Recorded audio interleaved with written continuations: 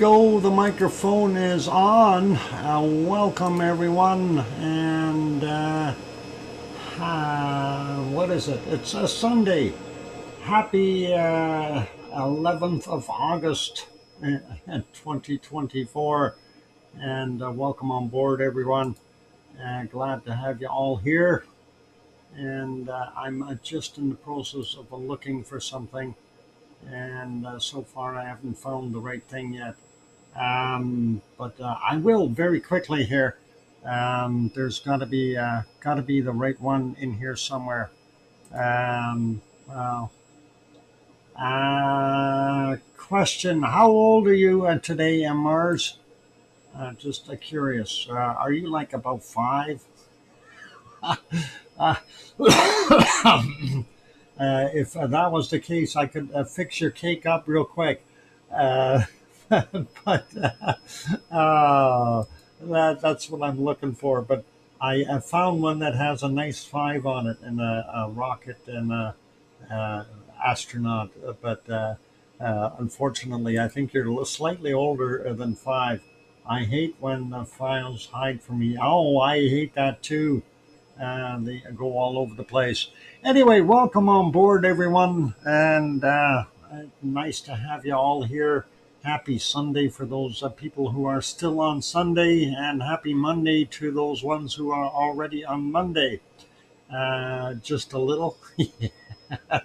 All right, Mars. I knew you'd have to be at least maybe 15 or 16 or no 15. That's it. Happy birthday, Mars 2028, and we will celebrate that in a little bit. As soon as we figure out where I can get a proper Mars cake that looks like Mars. It doesn't look like some kind of a forlorn asteroid somewhere. Sorry, just had to say that. Always nice to see one of our lava family members here having a birthday. So Mars bar cake. Oh, Mars bar cake. Maybe I should try that instead. Mars bar birthday cake. Okay. There's some interesting ideas. Any with rockets on them? I don't see any rockets, but we do have one of those. Um, yeah, this one works kind of well. Oh, yeah. Let's see if I can save that one. The one I'm thinking of Mars, of course, is this cake here, and I think it's a more suitable. Let me get it up on the screen here. And since it is your birthday, we'll say happy birthday, Mars. And that's about as good as I can get for right now on short notice. So very, very cool. And Mars, we hope you have many, many, many more. And at least this is a happy birthday. That is cool. I gotta love it. I love the icing on there. That is absolutely original and very, very, very cool. So I hope you enjoy that, at least Mars. And we'll maybe see if we can find another one or two. And I don't think the one with the rocket on it and the number 5 there was the more suitable one. So I think this gets it. Of course, the 2028 is peeled back there because they unwrapped it, of course. So, but happy birthday, Mars. And I hope you have decades and decades and decades of more happy birthdays in the future. Maybe even a century or two, depending on where you're going. If you're actually heading to the planet Mars, then may you live a long life to 120 or something. I know they have some kind of a thing up there. What do they call it? The fountain of youth.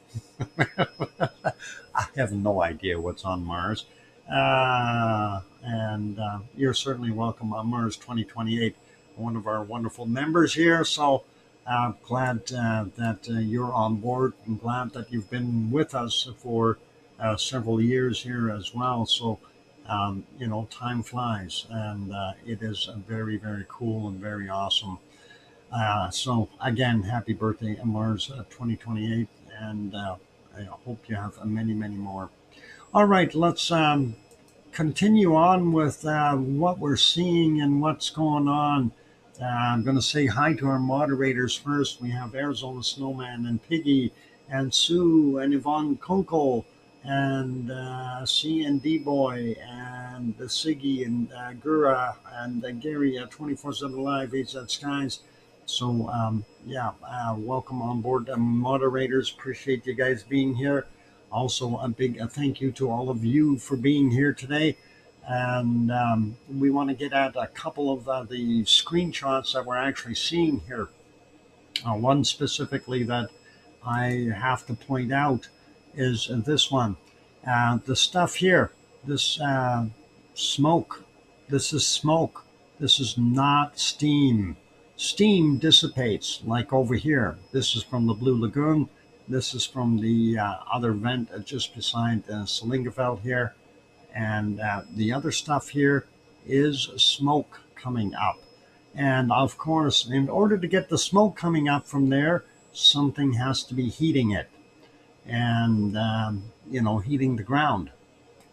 And I'm wondering if we are seeing something intruding in that area. And Yvonne is at Etna, so there's it's not her cigarettes. No, definitely not smoke. Unless Yvonne is lying to us and she's secretly hiding behind the mound here and having a big smoke.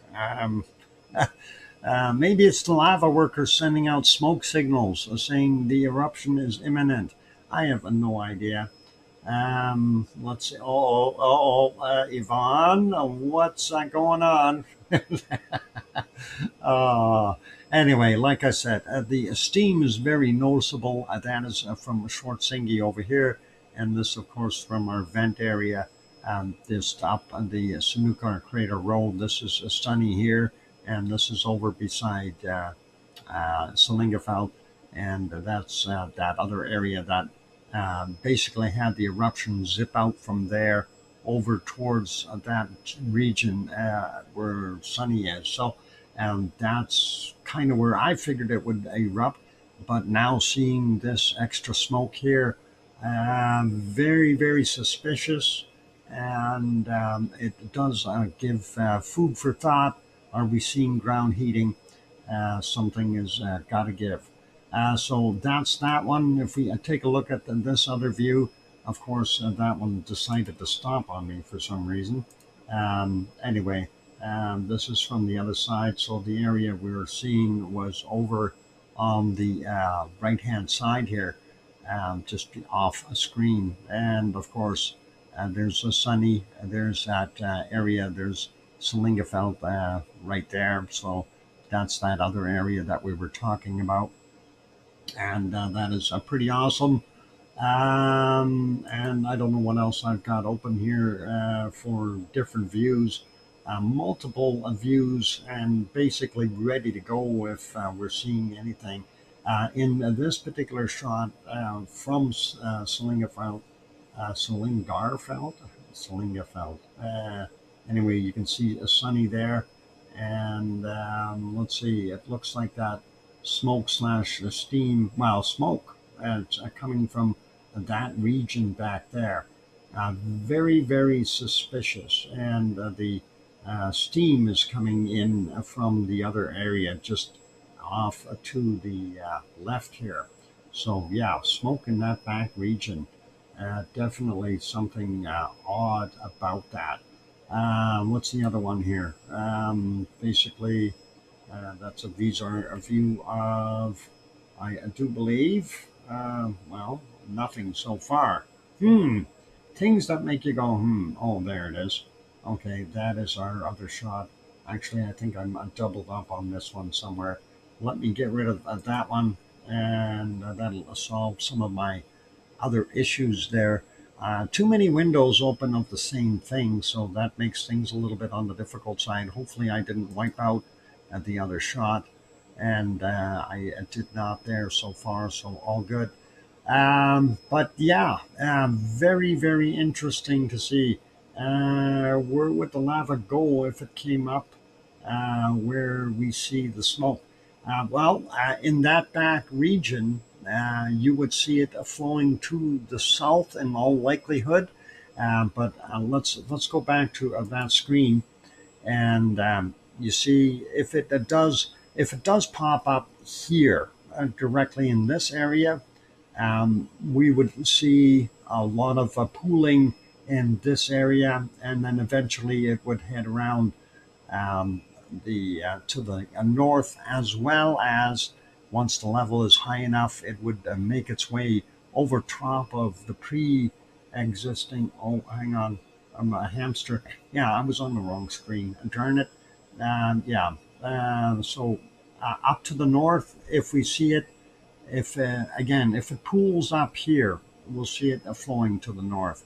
And then if the levels here are high enough, you got to remember the original lava flows to the south have built up that area quite a bit. So we have a little bit of extra height. Now, it would turn around and penetrate whatever lava tubes there might be, is one of the things. So it may cause some flow to the south that way. But if that is at a great volume level, it will definitely just overtop it and overflow and head to the south. And that would be good. Okay, now thanks, Sue. Yeah, my hamster was. That happens. I move it to the other screen by accident, and trying to click on stuff, and I forgot where I am. But yeah, you can see back there. That, of course, is our Schwarzenegger power station, and again here, the Salingefeld and the venting that we seen previously. And I'm, I'm still thinking that this may be the catalyst point, but we'll see. We are also seeing a little bit of steam coming out here now. That's the little steam plume, as opposed to the other stuff here being kind of a bluish color, looks more like smoke. And that is indeed smoke, because if you take a look over here, our steam dissipates and the smoke lingers. Okay, it doesn't dissipate, and that is kind of cool to see that. So let's leave those be there for right now. Let's go over to the charts and take a quick look and see what we've got here. I'm going to refresh just to make sure we're up to date. And there we go. So we did see the continuation of our purple color here, the magmatic drop down in the early morning hours. And then I started seeing it going back up, and I'm going, yay, just keep going. And it did get up and past that arbitrary 3,000 line, and just kind of stalled out and flattened out here. Same thing as basically the same with our green color, which is our seismicity, and doing about the same just below that 3,000 line. We do have a spike in here, and that would indicate some kind of a tremor in the area. Our tectonic, of course, the blue one, we see all kinds of little riddlings of stuff going on in there, and then that spike, and then a drop back to where it is. We need to see those moving upward, and they can move up actually in very, very quick succession. So within a 30-minute period, we could have an eruption. That's something that we have to consider. So that's where that one is at. Let's take a look at the ODF real quick, and see what it has done. So ODF, yep, didn't have that same morning drop, and then it kept on going, but this one is not leveling out. It is continuing to go up a little bit. Seismicity, the green one, did do that same drop, and kicked up about noonish, and then a little higher just after a lunch there, maybe 2 to 3 o'clock, fairly high, and then dropped a little bit, and I continued on a steady upward climb. So definitely something happening there. And having a look at this, I'm still not going to rule out that we could possibly have an eruption over in Frigga. I'm not going to hold that back, but I doubt it. I think our stuff will happen in our snooker crater row, or at least in that vicinity. But this is an indicator that we can't really truly rule out something happening over at Frankenfeld. But nevertheless, we see what we see on here. Looks like our tectonic, though, is sitting down low here as well. And that is something to consider. Maybe erupt in two places later. Yeah, you never know, Kathleen. You never know. It's hard to tell, but we can't rule it out. I personally, I think that it might be at a lesser degree that it could happen, but I'm certainly thinking that there is always that chance. So let's put it back on Grindavik, and whoop, I went too far. Grimsey, and one more. There we go. Back to Grindavik. Welcome, Piggy, and good to see you. And Oinky Edge. Good to have you on board, Piggy. And yeah, so that's what we're seeing over there. Very neat, and kind of makes a guy wonder. Now, getting over to the uplift chart, I'm going to refresh, and we'll see where we're at. Yep, up and away. You can't get much more over the threshold than we are. Okay, and definitely something to consider here. How much more will it take? Um, and I'm thinking we have to be at that popping point. It's not going to take very much more to make this go. If it doesn't happen today, I think it'll probably happen tomorrow. Um, but again, Mother Nature takes her time, and of course, without us being down in the sill and the chambers there with a pressure gauge going, okay, this thing's really pressured, over pressured, it's going to pop, and there's no way to really truly calculate out how much pressure there is inside the chambers, and how much pressure is required to pop, because that would mean we have to create that, and we can only guesstimate. Um, and when I say create it or recreate that scenario to be able to measure it properly, and we don't have that kind of ability or equipment. So very interesting. And I'd like to have neat gadgets like that. Something you could stick on the ground, and it'll tell you how much pressure is down in the sill. I think Yvonne would want one of them too. I really do. Anyway, that's looking pretty awesome. Let's get over to our earthquake cell and see what we've got going on. Yeah, I know, Yvonne. And those neat toys. That's what we want. Hey, I'm seeing something I'm happy about. And of course, this is our earthquake map. And the last 12 hours, 69 earthquakes. And we do see a few in the area. One towards the airport here from 1529 at 0.31, 7.2 kilometers down. But that's not the one that's making me happy. This one is the one just south of Salingafell, 1.74, and it's 4.5 kilometers down from 1826, and that is a smack dab in our danger zone. Snooker crater row is right along this pipe. The steaming vent is right around here, and sunning is right around here, and that's kind of what we're seeing. So Are we going to see something pop there? Well, anything is possible. I'm going to stay optimistic today, but as far as seeing the newer quake, that is a sign that may uh, encourage us to think that we're going to have something happening here at Slingerfeld. And let's take a look at some of the other ones.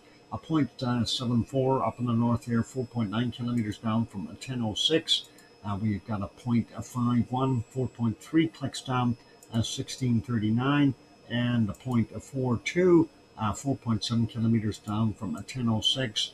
And next one down here, 0.28, 4.7 kilometers down, 1520. 0.65, 5.1 clicks down, and that's from 1449. And getting down here into Grindavik, a 0.05, 3.9 kilometers down from 1527, and a 0.28, 3.2 clicks down from 1458, and this one, a 0.8, 4.1 kilometers down from 1544, and this 0.85, 3.3 kilometers down from 1442. So interesting to see. These are all down at the dike level, around that 5 kilometer mark. So very interesting. We have this one being a little bit shallower, and I think this one was, but not by much. I don't know if those are going to be directly affected here, or that just a little bit of a stretch marks from the sill getting bigger and bigger from the uplift. That's hard to say, but these other ones, I would think that they are down in the dike. At least that's what it looks like. Now, very unusual. We're not seeing anything over here in our Fragile area, and we're also not seeing anything in the Krisavik area. So what the heck is going on? Zooming out, double checking both the north and south ends here to make sure we didn't miss anything further out. Thank you, Piggy, for the 5-minute warning. A 0.4, 10.6 kilometers down from 1623. Yvonne says, okay, I'm going to bed now. Thanks for another great stream. Dr. Fox and Mods, Lavaliers, and Lava family. Have a good day/night, everyone, and enjoy the rest of the show. I'll see you tomorrow. Good night. Good night, Yvonne. And if it does erupt, we'll certainly email you and give you the good news. So we'll let you know. Magmatically, what? Pregnant? What? Magmatically pregnant? Oh no, don't do that. You don't want to be magmatically pregnant. That could hurt. It's hot stuff. Anyway, 2.1 up in the north here, and that is a 4.2 kilometers down. Wow, Piggy, a gift of the membership. Thank you very kindly, Piggy. And let's see who gets that one. So I appreciate that. And Piggy gifted a 1. And Watchwoman 0.726 got that membership. Not sure who that is, but awesome. Thank you, Piggy, for supporting the stream like that, and appreciate it. Thank you very kindly. Um, actually, I'm trying to do something else here. Things, of course, don't always work for me just when I want them to, right? It's pretty typical. Let's see if we can do something else here. And yeah, we'll just be kind here and just give it a shot. And I'm hoping YouTube has got better aim today, and we'll see what happens. All right, so that is happening, and let's see if we are hitting somebody. And again, none of the ones I want to hit. Well, I tried. So congrats on the winners, and it is what it is, and we try to give back a little bit and try to support the stream, and our own way. And sometimes we've been trying to nail Sue for a couple of weeks already here with gift membership, but for some reason YouTube keeps avoiding her. I don't know why. Um, did you do something to get YouTube mad at you, Sue? I'm just wondering. I kind of wondering. And Gemma, 13-month membership. Welcome, new members. Thank you for renewing that one, Dave. That is cool. Very maybe. Oh, it's okay, Sue. We can see the horns holding up your halo. They're a little bit rusty up there, but that's okay. Dave, wow. Thanks for supporting the channel and the holy mackerel. What's going on here? Dave, I gotta write that down. I gifted a 5-pack. And Philomena got one, and Alex Fish got one, and Sean Pepworth, and Leanne and Tyson. Congratulations to those. And Piggy throws in a super chat, and thank you very kindly for that, Piggy. Appreciate it. And that says, Dr. Fox, thank you for the stream. I want to be here more. Aww. I hope you can be, Piggy.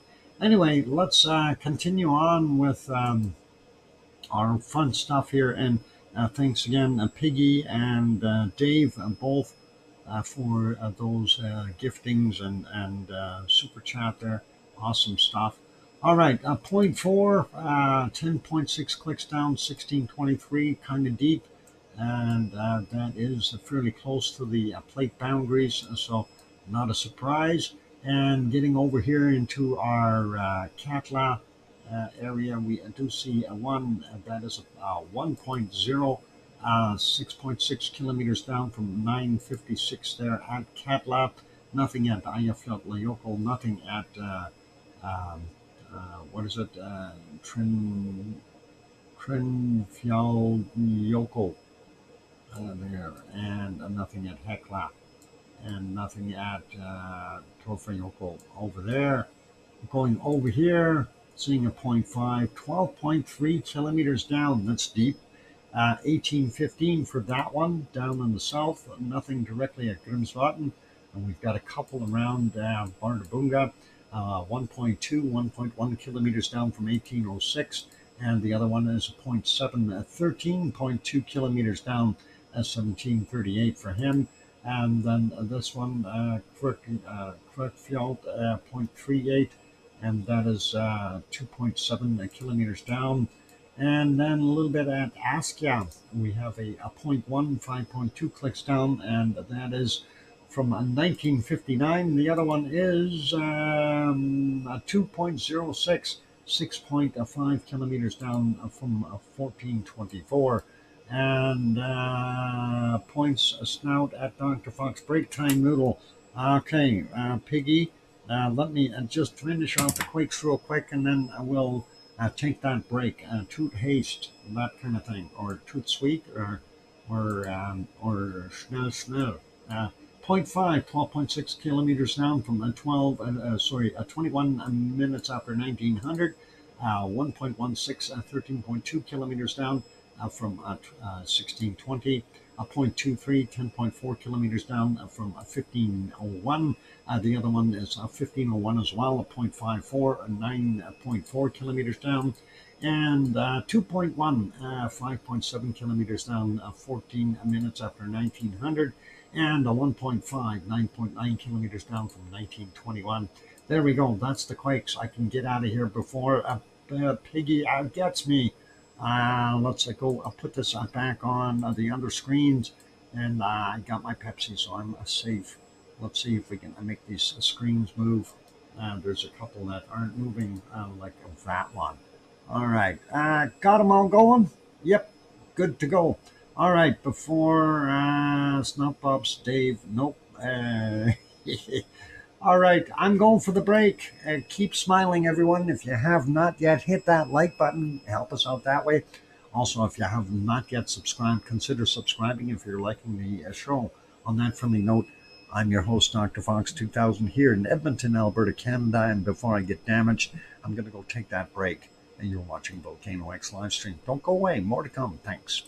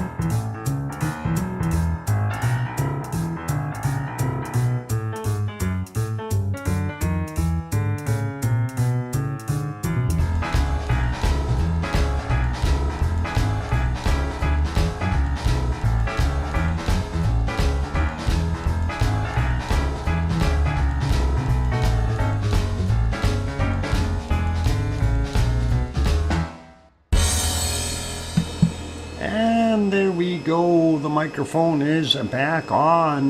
Welcome back, everyone. I'm your host, DrFox2000, and you're watching VolcanoX live stream. We are anticipating an eruption at any point in time here in Iceland, and we're hoping it happens real quick. Thank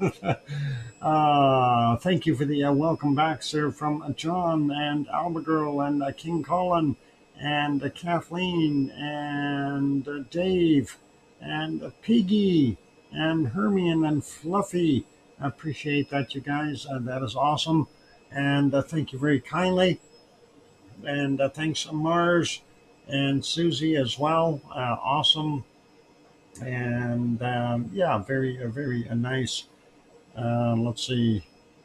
Okay, I'm trying to figure something out. That was from earlier fundraising. I'm going to go take a look here. Who gifted? Oh, Arian7 gifted a 10-pack. I missed that. Arian, I completely missed that. She already went to bed, so I can't thank her. But Arian7 gifted a 10-pack earlier.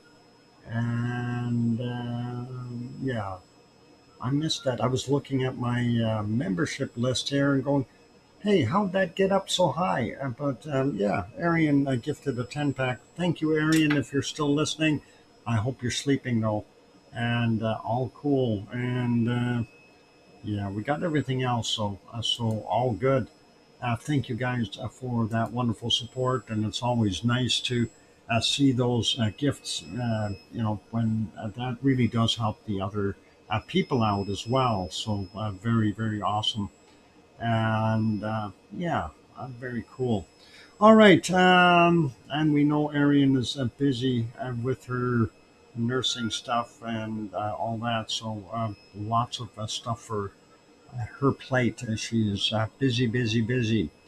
Anyway, we did go through most of what we got here for the Icelandic material for right now. And like I said, we are anticipating an eruption. So basically any time.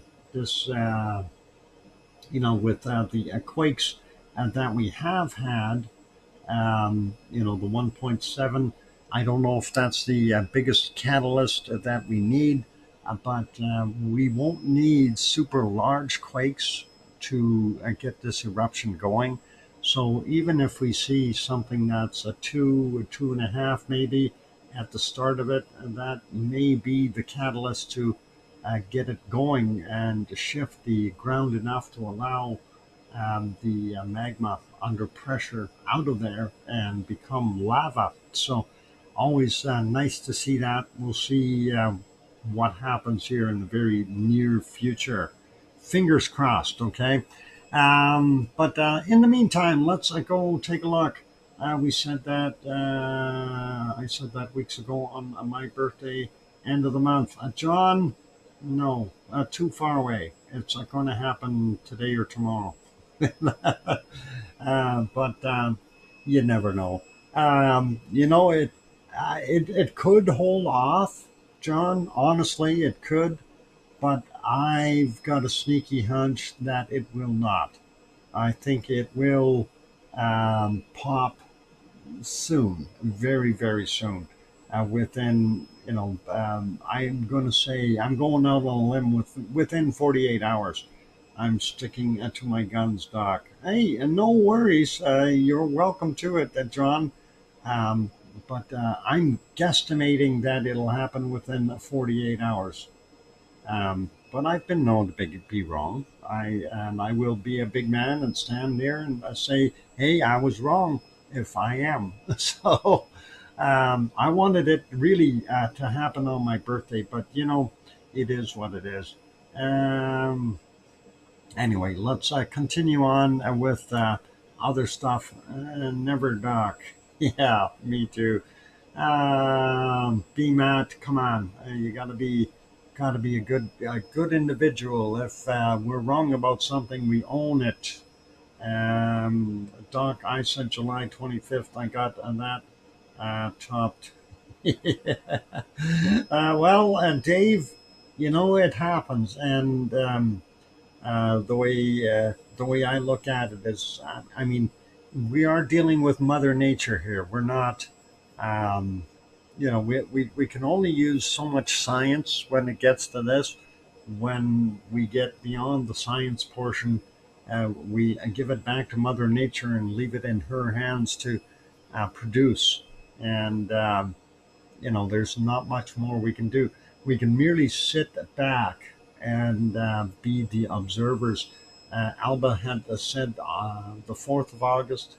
Yeah, so yeah, we are all susceptible to that. And like I said, Mother Nature doesn't work on our time; she works on her time. So when it goes, it goes. That's basically it. Now, if we had more abilities to put more sensors and pressure measurements and things like this, that could actually be calculated out to see if it'll pop. But we don't have that, so we are living with what we've got. Yep, Hampshire North and Surrey is too expensive. Oh, I don't know where that is, but that's okay. And being female, always awkward. Yeah. Mother Nature, yeah. Well, you learn, John. Learn very quickly that you can't argue with a woman. it's it's a futile exercise. Uh, anyway, let's go over to our next group of volcanoes, and that, of course, is over at Popocatépetl, and it's a frosty place, but somebody's got to go there. There's a Popocatépetl, central Mexico, approximately 70 kilometers southeast of Mexico City, and yeah, that stuff you see up top there, that is snow. If we go back a little bit, we see the cloud was just hanging in there, causing that snow. Let's see if that'll show. Yeah, and it was not so nice earlier. But yeah, about 6 hours ago, we did not have that snow, so that snow is happening now. And that is what we see. Going back a little bit further, it was clouded over again, and it did actually look like it was sort of a lenticular cloud formation on top there. If we go back even further, we see that 6:23 a.m. I don't know about the golden times here, but we do see the pluming coming out. This is 5:56 a.m. and definitely some ash laden plumes of tephra there, some exhaust from the volcano. And if we go back into the night, we see what was happening there as far as glow, indicating that we do have a fresh lava sitting in the caldera, lighting things up for us. And at times, it was even a little bit brighter, and kind of makes you wonder if we're seeing something about to erupt, or will it pop. And if I go back a little bit further in the stream here to 342, we can see it was lighting it up quite a ways up. So I'm thinking there has to be a fair amount of open lava in the top of that caldera, and just bubbling and churning away. So the cauldron will be full of that wonderful gooey substance, and very cool. Hey, Philomena, I didn't know I had fans on this channel. Fans? Well, you certainly got a free membership there, so obviously something going on. And welcome, Philomena. Anyway, we do see this happening here. So snow, we'll leave it be. We're going to go to the next one, and that is a Fuego. Fuego also showing as a gray, and very difficult to see too much. Let's get out of the clouds here a little bit. Earlier at 11:13, we've seen this little bit of a pluming happening, some other heavy billowing clouds out in the background, but this looks like it may have been from the volcano here. And of course, we're seeing some more. Now, this isn't overly dark. There are some darker patches in here, but um, most of that fairly light material, so maybe not as ash laden as one would think. And if we go back a little bit in time, we see some other ones a little bit darker in color. Don't know if that's because the sun is not hitting it directly or what, but definitely going on there. A little further back, another plume that's at the 930. And let's see if we zip back here. There's some bigger ones here. I'm trying to get to this one. Should be about here. Yeah. And looks like most of it is blowing away from the camera and hiding behind the actual mountain on the other side of it. So the downdraft pushing it that way. Awesome channel, awesome people. Thank you for renewing there, Brian. And that is always a pleasure, and I appreciate the wonderful support. Let's see. The rest is in the clouds, unfortunately, until we get back to. Let's see. I don't know if we could see anything there. It was, yeah, it was a really a bad visibility cloud in there. 3:14 a.m. and you can see a little bit of the lava that had come down the side of the hill. And if we go all the way back, I think it was a little too cloudy to see anything. So let's put it back on live. That is Fuego in Guatemala. Let's go a little bit further south from Guatemala. This is Conception Volcano in Nicaragua. Thank you for the 5-minute warning, Piggy. And we see it does have some billowing sitting on top of it here.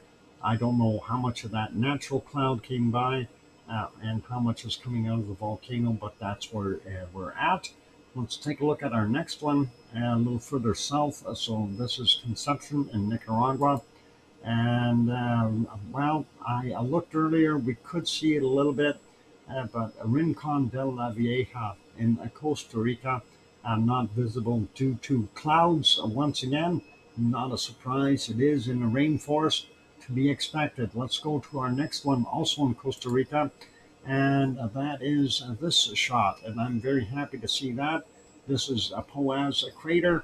You can see the steam coming from the kind of a figure 8 sized lake that has developed down here, very acidic, but you can definitely see the edges of the crater and the fact that it is steaming off very, very nicely. And the updated picture shows a little bit more on this side, so very awesome. And again, you notice very dark rain clouds over there. It is a rainforest, as I mentioned, so very cool. And let's leave Poaz be and let's get over to our next one. And that is, of course, there, Parisi in our wonderful Colombia. Now, I did take this shot earlier, and just in case it disappears, we'll be at least have a little bit of a view that it did have some natural cloud right over top of the crater, and we're unable to see what's going on there. But let's redo that photo.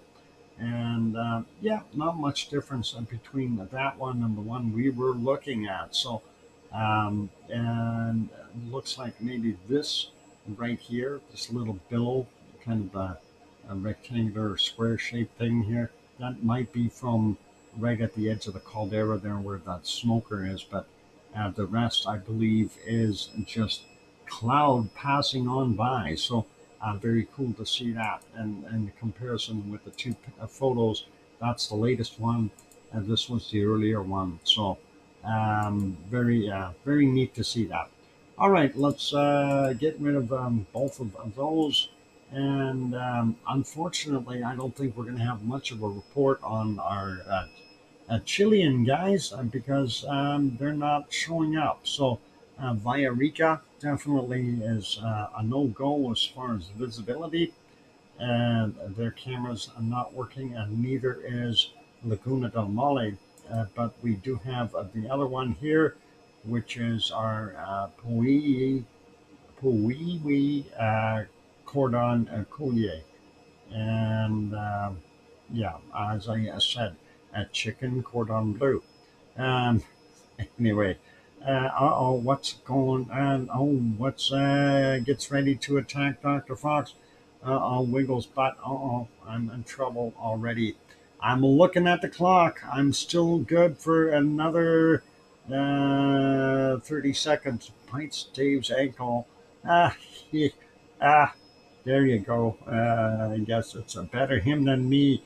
All right. So yeah, chicken cordon bleu ain't doing too much here for us either.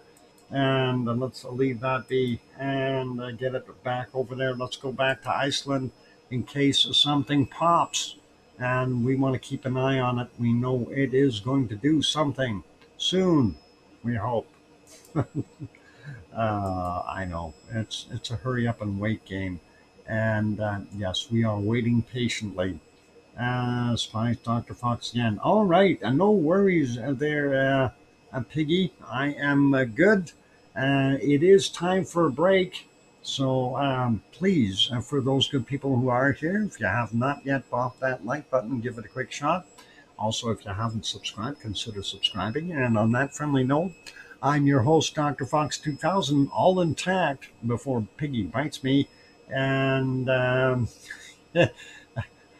here in Edmonton, Alberta, Canada. You're watching VolcanoX live stream. Here's some music. I'll be back in one piece.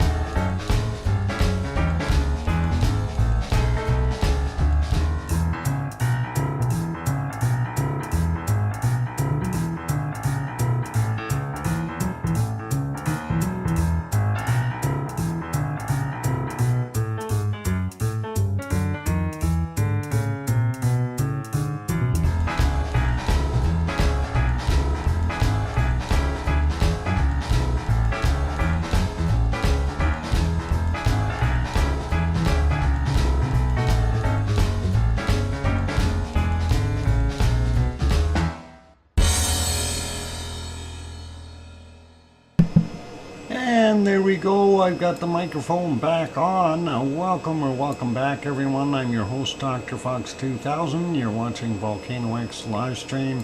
I'm, I don't do anything during the break, right? I'm always busy trying to get things done. This time I did get up and stretch. That's usually what I do, is I get up and stretch a little bit because I need to do that. And unfortunately, I sometimes get stuck to the computer here for some reason, and I just don't know how I imagine to do that, but it happens. Anyway, yeah, just replacing a file here so we can bring it up. in a bit. And there we go. It is time for bacon seeds, though. Top left screen looks smoky. Yep, it is. It is smoky indeed. And that is smoke. That is not steam. And that is vitally important to know and understand the difference. And you can see all that smoke. So, what is causing it? The smoke, obviously, it requires heat to be there and smoky. And it is getting smokier as we've been watching it from earlier this morning to now. And yeah, that is a lot more than earlier. Absolutely correct, Buster. And we're thinking we're going to see something pop here very, very soon. And hoping, keeping fingers crossed. But we'll figure it out once it pops. We'll get on there very quickly and try to observe what we can with what we've got. Maybe tonight, yeah, it could be the night. If we're seeing ground heating, that means there is magma intruding into the dike. That means we are seeing it fill up and doing its thing. So let's get over to our bacon seed zone because that's what time of the day it is. And of course, that was the last one from yesterday that a piggy had sent. Let's go take a look at the first one for today. And it's a boy, and he's 2 months, I think. Anyway, he looks happy. He's not interested in the it's a boy box. He's going to go play somewhere else. He's wandering out of there. Very cool. Let's take a look at the next one. And well, hats off to this guy. Definitely wandering around, enjoying his little climb. Looks like a little fella as well. So very cool. I gotta love these little guys. And that one is so cute. Absolutely piggy. Such a little gaffer going around the hat and all cool. Let's go on to the next one. And, that's another cute little fella. He looks like he's just relaxing in the sunshine and very nice. Probably complaining about being generated. Ah, boy. And this is a wonderful looking bacon seed anyway. I gotta love it. Let's get to the next one and see what we got. And that is this little bacon seed out and about. He's got his racing stripes on and he's going to go for a boogie on the grass. That is very cool. And Andy, welcome. Good to see you. And you're welcome there. And glad to have you on board. And got your birthday wishes over in the other channel as well. So thank you. Appreciate that, Andy. All right, let's continue on with our next bacon seed. And that's this little fella. And I think we might have seen him before, but still cute nonetheless. Let's keep on going and see what else we got. I like that little guy, though. Here's another one of his buddies. And this one is, again, very small. Looking at these awesome little bacon seeds today. They are indeed bacon seeds. So very cool to see. And this one's coming out of the bushes here. I wonder what he's been up to. Let's carry on and see what else we got.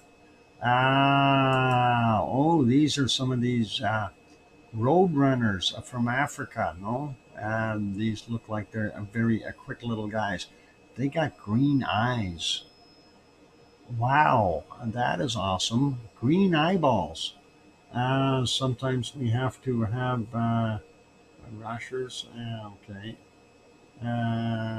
Yeah. Again, Bunnyland Andy. All cool.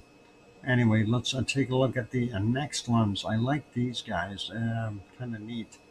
the way their mouths are and the little overbite and fangs. Pretty cool. And next one is this little guy, and obviously he's at some kind of zoo. And he is just a wee bacon seed, and he's got some neat colored eyes as well. So very, very interesting. I love that.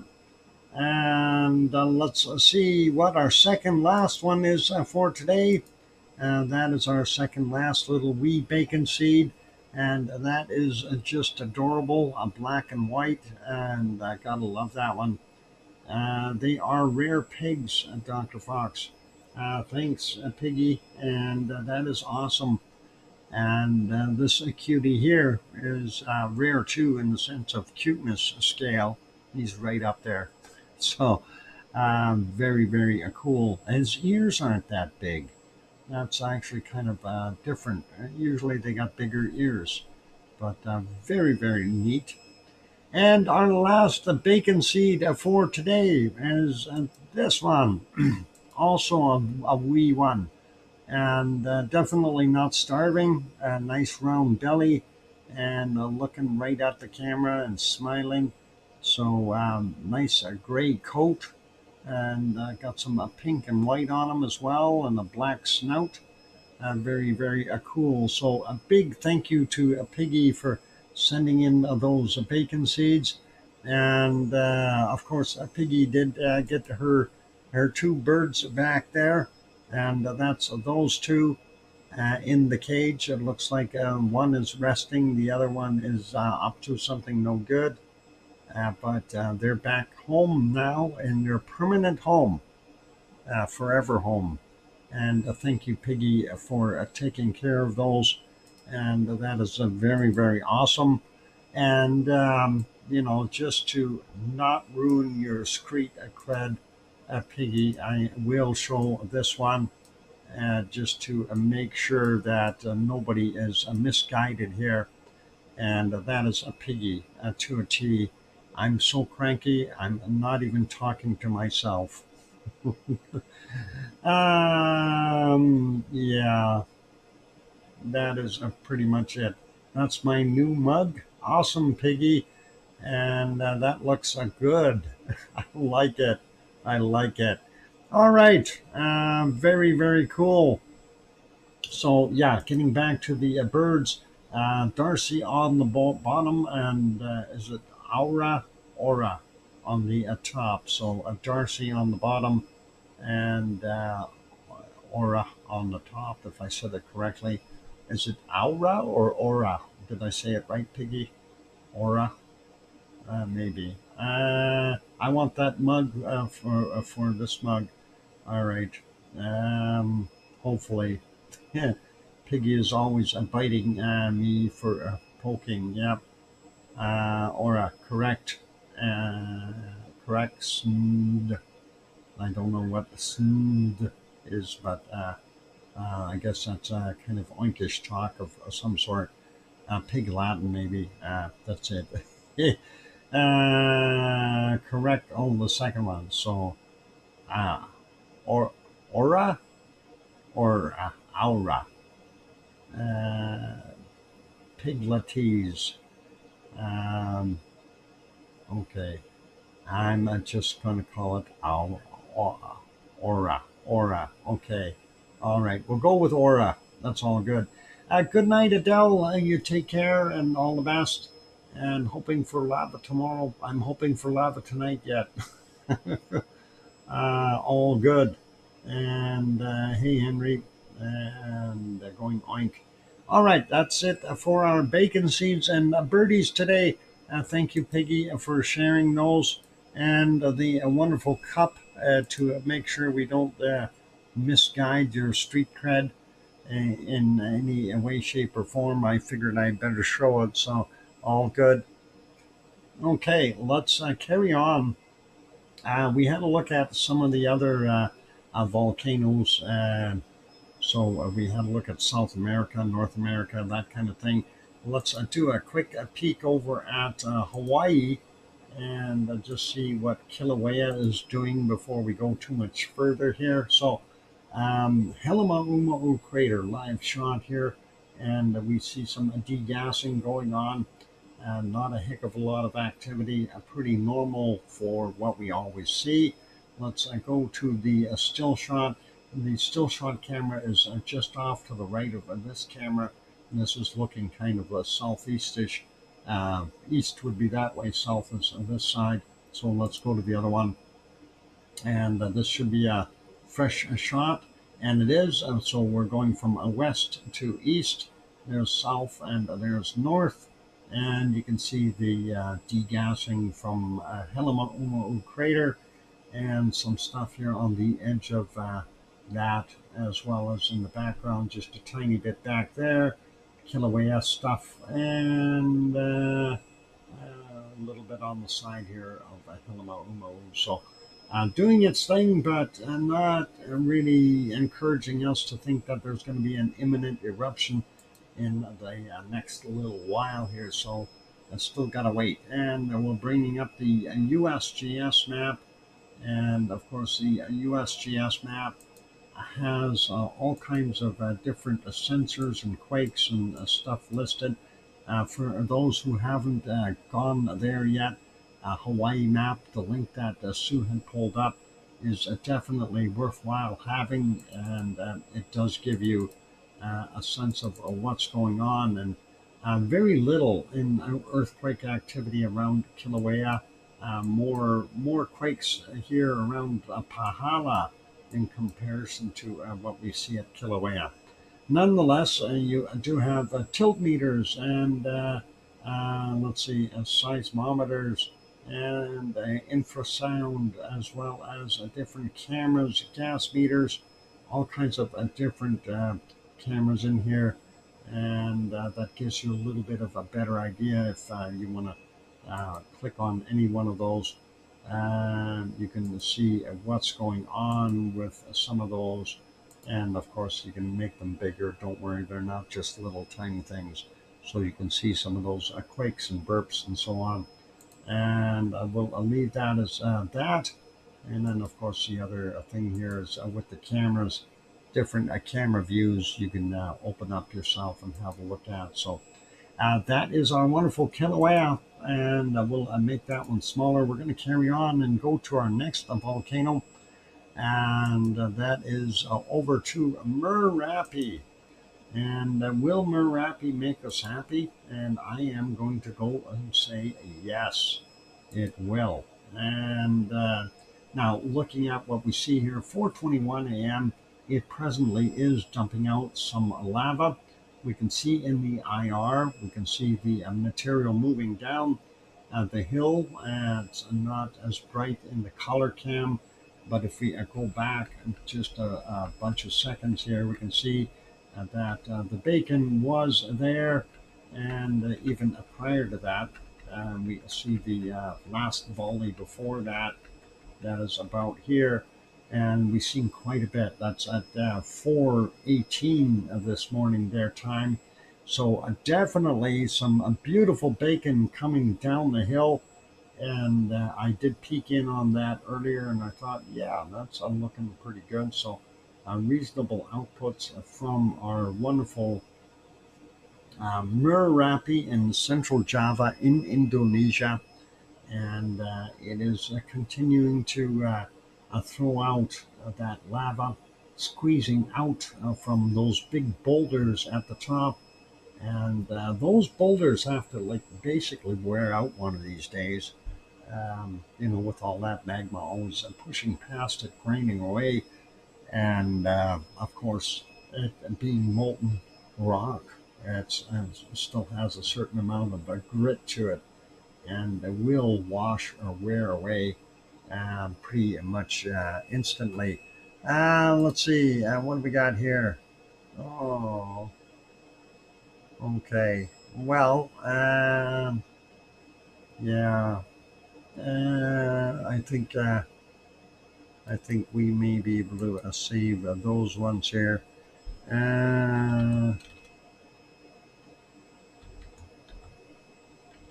I'm trying to do something here, so let's see if that works. and oop,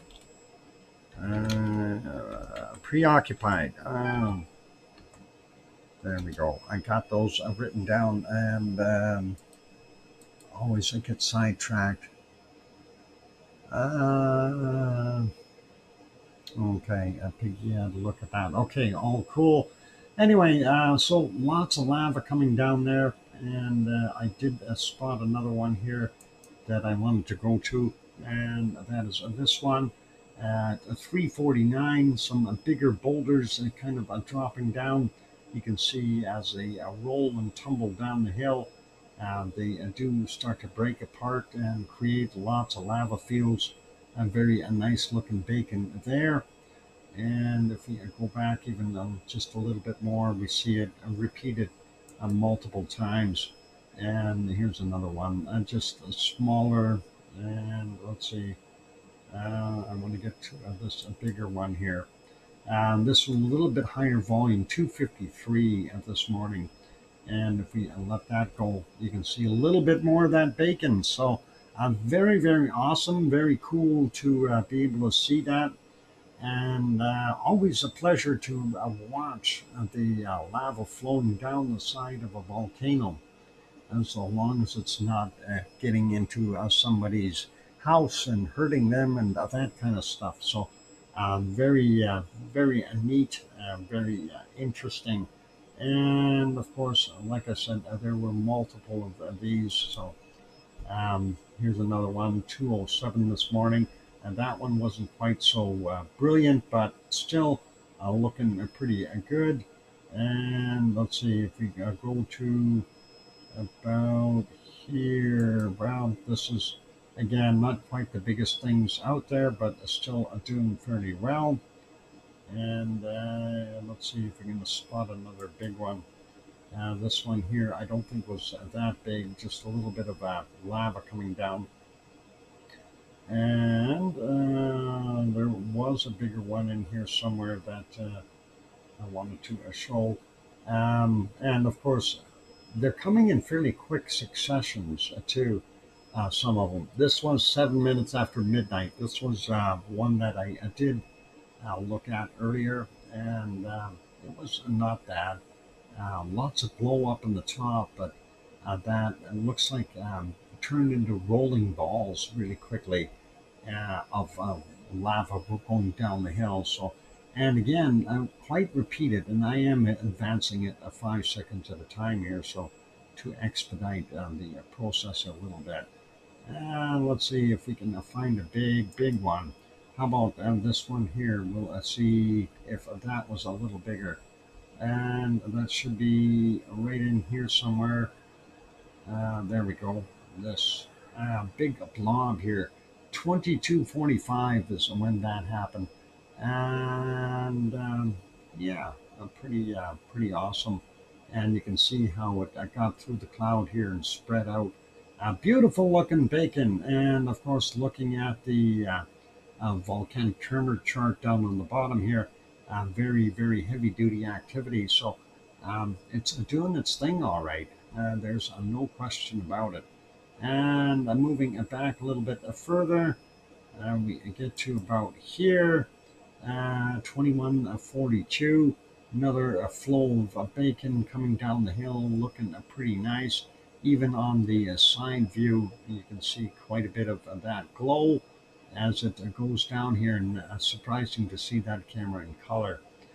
But very nice, and had a little bit of a reinforcement up top there. So lots of material coming down there. Now, let's see, here's another one that's fairly good. I think we'll show that one before we take off from here. This is at 9:04 p.m. And again, quite a bit of material coming down the hill and spreading out. So that is very cool and very neat to see.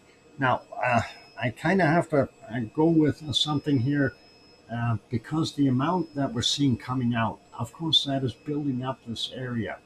And although, we look at it every day, it doesn't look like it changed a lot. It's just kind of the same thing as what's happened over at Mount Etna. As Yvonne said, the whole Voragini crater, the whole cone, Voragini, is about 100 meters taller. That's 300 feet taller as far as um, Mount Etna. So, uh, somebody's got to redo the maps. And this thing here, we're maybe not growing upward, but we certainly are getting a little bit more hefty as far as the bulk of the matter. So, very interesting to see that. And, it just takes a couple of decades and you have something that is incredibly large, right? As this continues to flow. And, if we get 5 or 10 of these a day um, pushing out material, it starts to add up. So that's what I'm kind of getting at. Piggy knows what? How to find me a Mars. Ouch. Oh, yeah, you're in trouble. Anyway, let's leave Merapi be. Merapi has made us happy. Lots of stuff. This is the current eruption right now, 4:29 a.m. there, and that is the beautiful lava we see. So that is alive, and that's what we've got going on.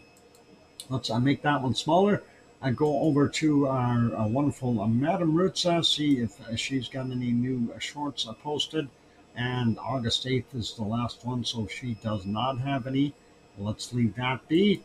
Let's go to Mount Ruapehu, and that is in New Zealand. We may not have much visibility there either. I did check earlier, it was cloudy, and it is still cloudy. So, yeah, not much we can do. Unfortunately, with it being cloudy and the clouds are moving through fairly quickly as well. So, yeah, interesting weather system. Let's leave that be. That's Mount Ruapehu and a central part of the North Island of our wonderful New Zealand. And speaking of New Zealand, we do have a report on White Isle volcano that we will talk about in our volcano reports here. Actually, I think we'll maybe show that when I come back from the break. We'll do that first. It is time for me to go take a break before Piggy gets too excited. Looking at the lake, of course, that is the caldera for Taupo, and it is a huge super volcano. Of course, we hope that it doesn't ever go super crazy on us. That snout found you. Oh, and before the snout finds me, I'm going to wrap this one up. Weather 51 Fahrenheit, 11 Celsius, winds coming out of the west at 18 miles per hour, 29 kilometers an hour, and humidity 76%. A stone. Where's she finding stones? All right, ice cream van. I seen that too. Okay, did you get the drone footage of a White Owl I sent last night? Drone footage of White Isle that you sent last night. Let me see. Breaking news. There, I seen it. Somebody else sent that to me as well, and that is level 3. Yeah. I wonder if I can show that one though. I didn't actually get a chance to watch it, Sue. Let me see what I can do during the break. Anyway, before Piggy decides to bite me, puts the kitten in the fridge. Piggy, don't put the kitten in the fridge. That's not good. I'm going to go for a break. And anyway, that is this shop, courtesy of the Suncourt Hotel and Conference Center there in Taupo. Let's make that smaller. And I will make that a little bit smaller that way and go back to here and get us back to Iceland just in case something is popping. And I'll make sure all those screens are moving before I move away from that. Maybe pin it to the chat for people to see. Yep, we'll do that.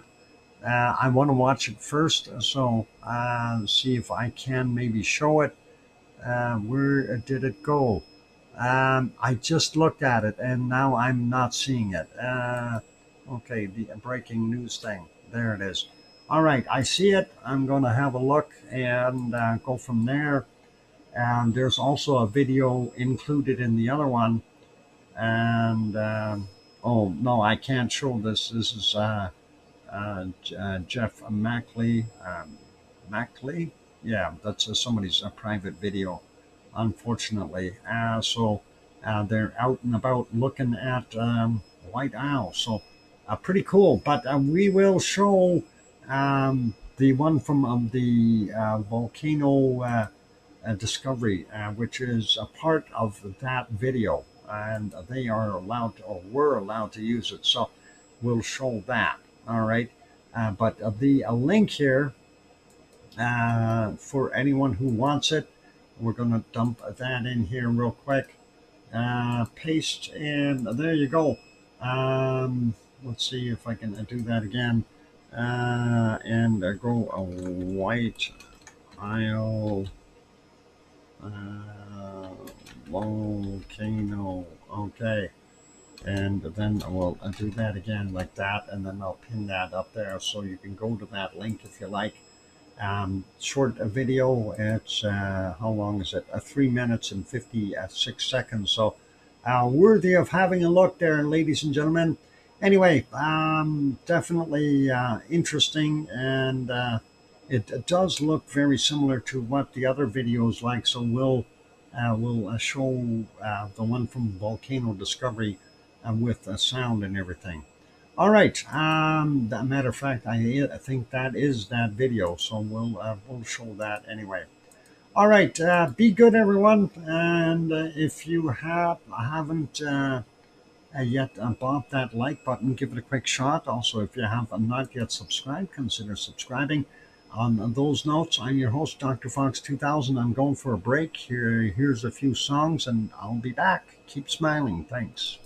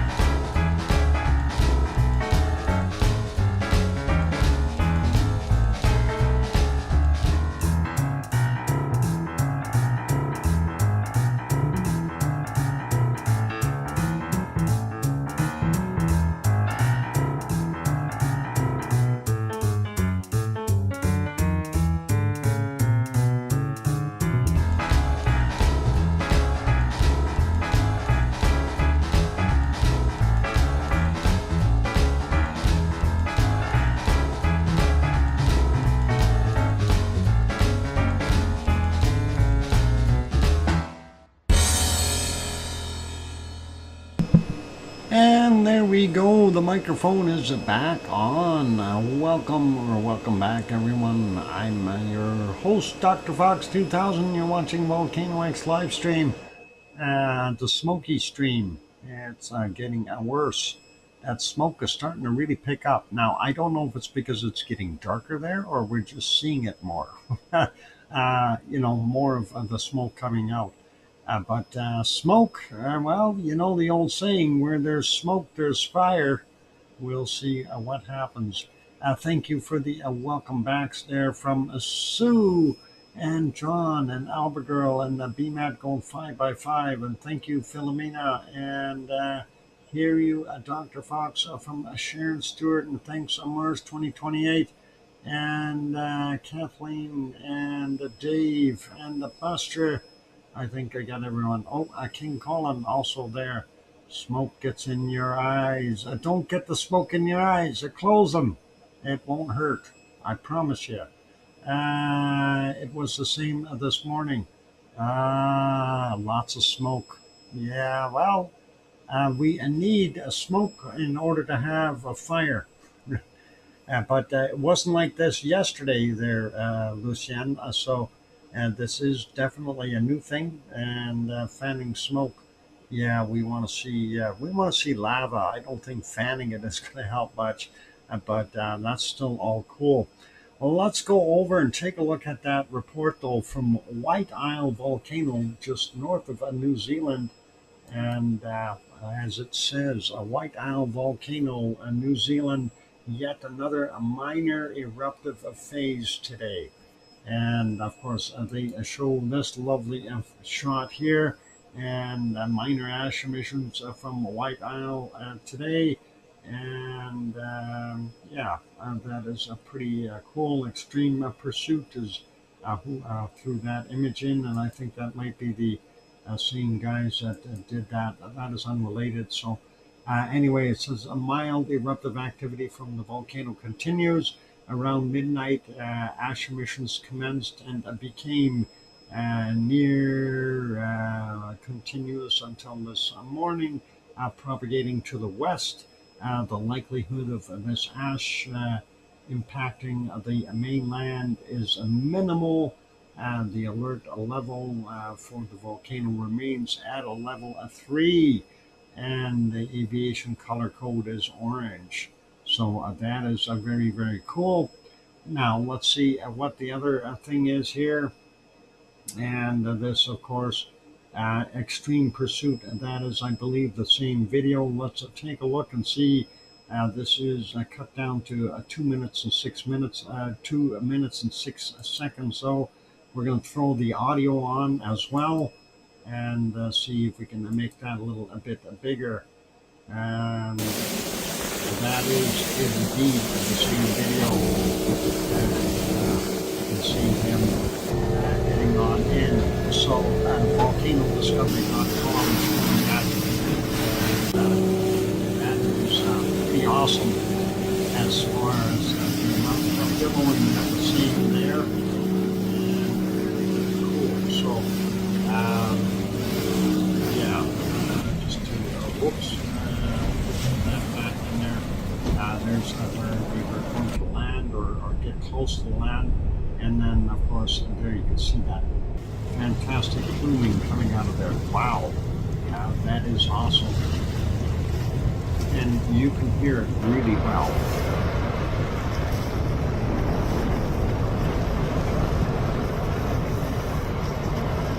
Yeah, that is quite noisy. So I wouldn't want to be there too close.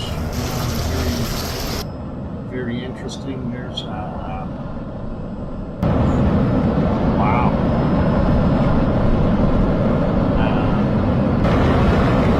Using the drone, that is tremendous.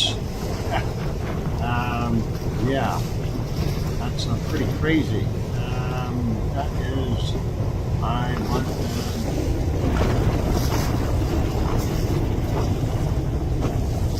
I'd recognize that place anytime. Yeah, well, I wouldn't want to be at that place anytime. That thing is dangerous. Things can happen there. Friend, welcome on board. So, yeah, that is that video from the Discovery of volcanodiscovery.com, and that is some pretty awesome stuff there. Sorry for switching back and forth here, but I just want to make sure everyone realizes that's what it is.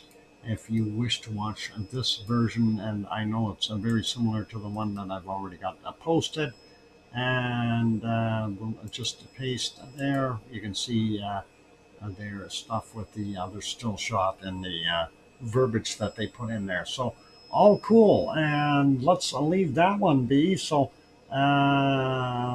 really went for it. Yep, they did. Let's continue on with our other volcanoes. So, and we're heading over to ice cream boat's taken off. Oh no, we're heading to Japan, and the ice cream boat is just leaving. Let's see, there. Sue, you need to get the keys for the boat. Hit the remote start button. It'll be warmed up by the time you get there. They are on their way. So, Sue will head on out, and yeah, get that engine running, and she'll be out there in no time getting us ice cream. I'm going to go for tiger tail today. There she goes. I can't even see her in the water, but she's in stealth mode. She goes so quick with that thing, it's really, really hard to say. And then she gets on board, and it's almost like she radioed ahead for the order. They had everything ready for her, and she'll be on her way back very, very quickly. A good job. I have my own. Awesome, John. Very cool. And let's continue on and see what else we've got with our wonderful Sakurajima and our Japanese volcanoes. So in the background here, of course, Sakurajima degassing, as you can see. Let's get a closer up shot of that. And that is at this angle. And you can see that plume heading upward. It's not anywhere near as rough as it was earlier. Looks like a little bit more coming out earlier this morning, and then we get into nighttime, of course, very quickly. First thing I look for is glow coming from the caldera here, and I don't see anything in there right now. Moving back a little bit further in time, that's 4.5 hours ago. We'll go to roughly 6.5 hours ago. Don't see anything there either. It looks like actually a little bit less of a plume coming out. We do have a little bit of light there. And looks like it was going straight up at about 23:08, and that's about 7 hours and 47 minutes ago. Going back a little bit more here, trying to spot some glow of lava. Still no glow. Just a heavier plume or thicker material going up into the sky, and that takes us back almost to the previous day. Well, it's the previous day, 2051, or just about 9 p.m., and it was pretty much pluming straight up. And if we go back even further, there you can see where it was coming out last night at 1953, and pretty normal. So nothing too absolutely crazy. And let's see if we can get it all the way back to as far as we can go, 1857, as the sun was setting yesterday for them. And that's what we got. So that is Sakurajima in Japan, down in the southern parts, just across from Kagoshima, and doing its thing. Let's go to our next one, and that'll be Asama with the A&W commercial all of a sudden for some reason. But let's go to Asama. Hard to tell what's going on there because of some cloud that's coming in very low, but we do see some degassing.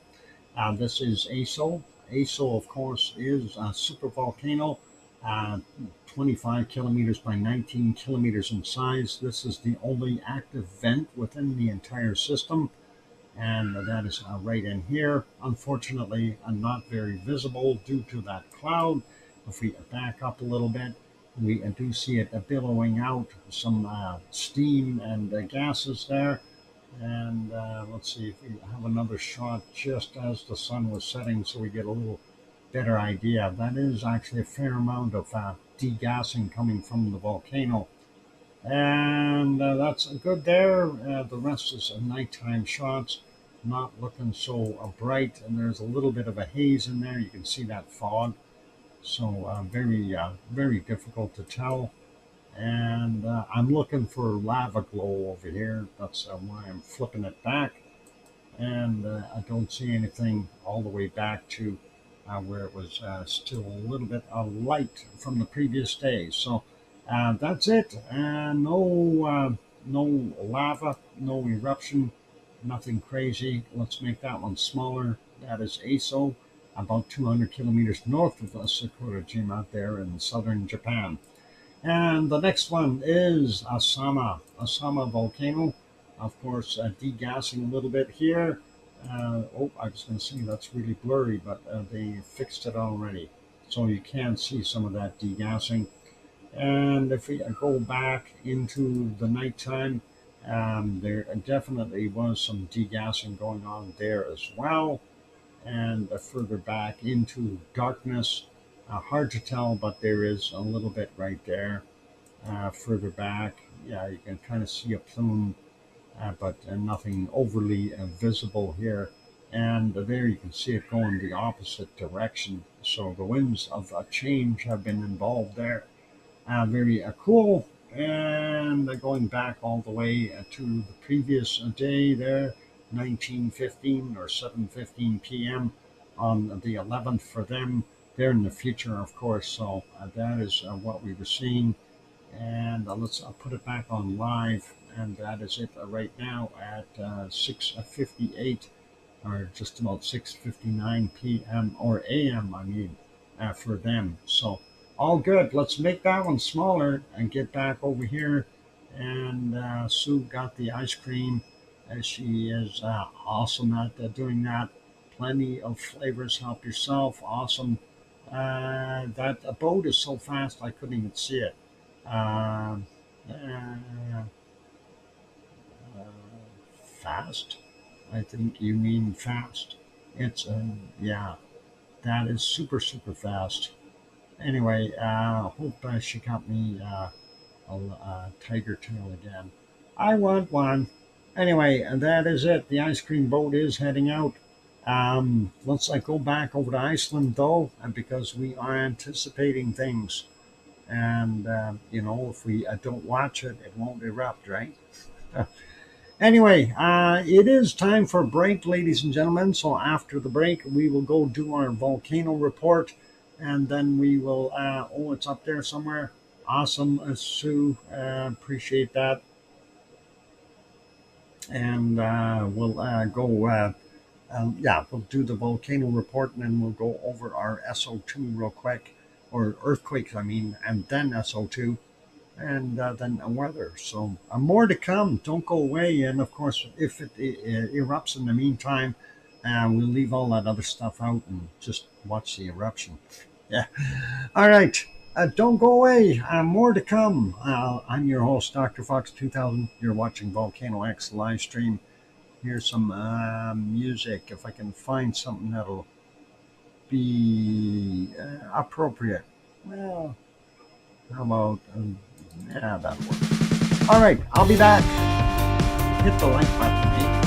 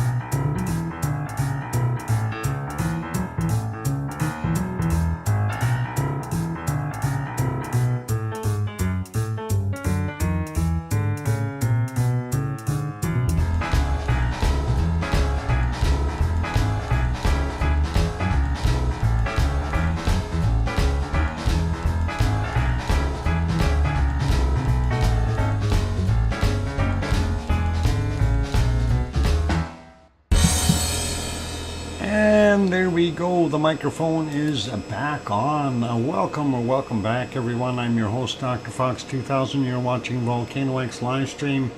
Typos. Everybody's got typos. Thank you for the welcome back there, Sue, and CND Boy, and Dave, and Mars 2028, and hear you, Dr. Fox from Sharon Stewart. Awesome. And thank you, everyone. I do appreciate that. Thank you, Susie. And let's see if we can get back at this and do our thing. So, yeah, volcano report time. What didn't I want to show something in between here before I went to the volcano? No, that's it. I did show that other White Isle stuff. All right, let's. Oh, Mars, you're still here. Mars, we had some more. You didn't get enough cake yet, I don't think. So let's see. There was a more cake for you. Um, yeah, apparently. Here's some more Mars cake. Um, I don't know if that's the good color or not, but that looks okay. I would eat that. And they got a rover there. They got a couple dudes, 4 dudes on the planet. Let's see. There's one more there that I seen. Um, and I got to go find it. I just figured, since it's your birthday and we only had that one cake hit in there, we should throw another one in. Here's the other one. And somebody did trying to make that work. So they even got little Martians. And there's a Mars 2028. I see him up on the top there. He's standing right beside the rocket. I know. I didn't realize Mars 28 looked like Buck Rogers, but that's okay. Don't worry about that. They're twins. Anyway, let's leave that to be. But it's pretty cool. I like those aliens on the side. Those are cute. For those people who aren't looking, look at the ring around it. You'll see the aliens. Um, Pretty awesome. Anyway, Mars, happy birthday again, just to make sure that we didn't miss anything. Awesome cakes for Mars 2028, absolutely. They almost got Mars right. All that's missing is the nuclear powered plant. Yep, almost. Very cool. Let's leave it as that. And yeah, this one was pretty good too. So awesome. Okay, a volcano report time. And let's get over to that before we get sidetracked and more squirrels run around here. Late Saturday's volcanic activity. We had 3 volcanoes on the list, starting out with Fuego in Guatemala. Occasional volcanic ash to 15,000 feet or 4,600 meters reported at 21:15. And then Sangay in Ecuador, intermittent discrete volcanic ash emissions to 23,000 feet or 7,000 meters reported at 22:45. And next is the Luotamay Laki-Laki Flores Islands in Indonesia, volcanic ash to 11,000 feet or 3,400 meters reported at 23:30. And that's it for yesterday's volcanic activity. And now to get on to today's, starting out with Reventador in Ecuador, discrete volcanic ash emissions to 15,000 feet or 4,600 meters reported at midnight. And Sabancaya in Peru, continuous ash emissions to 23,000 feet or 7,000 meters reported at 15 minutes after midnight. And then weak emissions to 20,000 feet or 6,100 meters reported at 12:15. Suwanoshijima in Japan exploded to 3,000 feet or 900 meters reported at 1:30 this morning. And then it exploded again to 4,000 feet or 1,200 meters at 16:15. And with all those explosions, you'd think that it'd be gone, but it keeps on doing that. It erupted is what it did. It's just a translation, you guys. Anyway, Popocatépetl, central Mexico, discrete volcanic ash emissions to 19,000 feet or 5,800 meters reported at 2 a.m. Next is Semeru, East Java, in Indonesia. Volcanic ash to 15,000 feet or 4,600 meters reported at 2:30 this morning and at 2:30 in the afternoon. That technically is yesterday for us, or hang on, no, today for us, yesterday for them, because they're in the future, and we're just getting to their future. That when that happened. Anyway, it's confusing. They're over the international date line. Don't worry about it. Next one, White Isle volcano in New Zealand. Continuous low-level emissions with a thin volcanic ash cloud to 6,000 feet or 1,800 meters, reported at 3:45. We've already looked at the other volcano report on that, and the video there, that was pretty awesome. And next we have Dakono, Halmahera Island, Indonesia. Volcanic ash to 8,000 feet, 2,400 meters, reported at 5 a.m. and then again at 16:30. Pardon me. Next one is Abu, Halmahera Island, Indonesia. Volcanic ash emissions to 8,000 feet at 2,400 meters reported at 6:45 a.m. and then again at 18:30.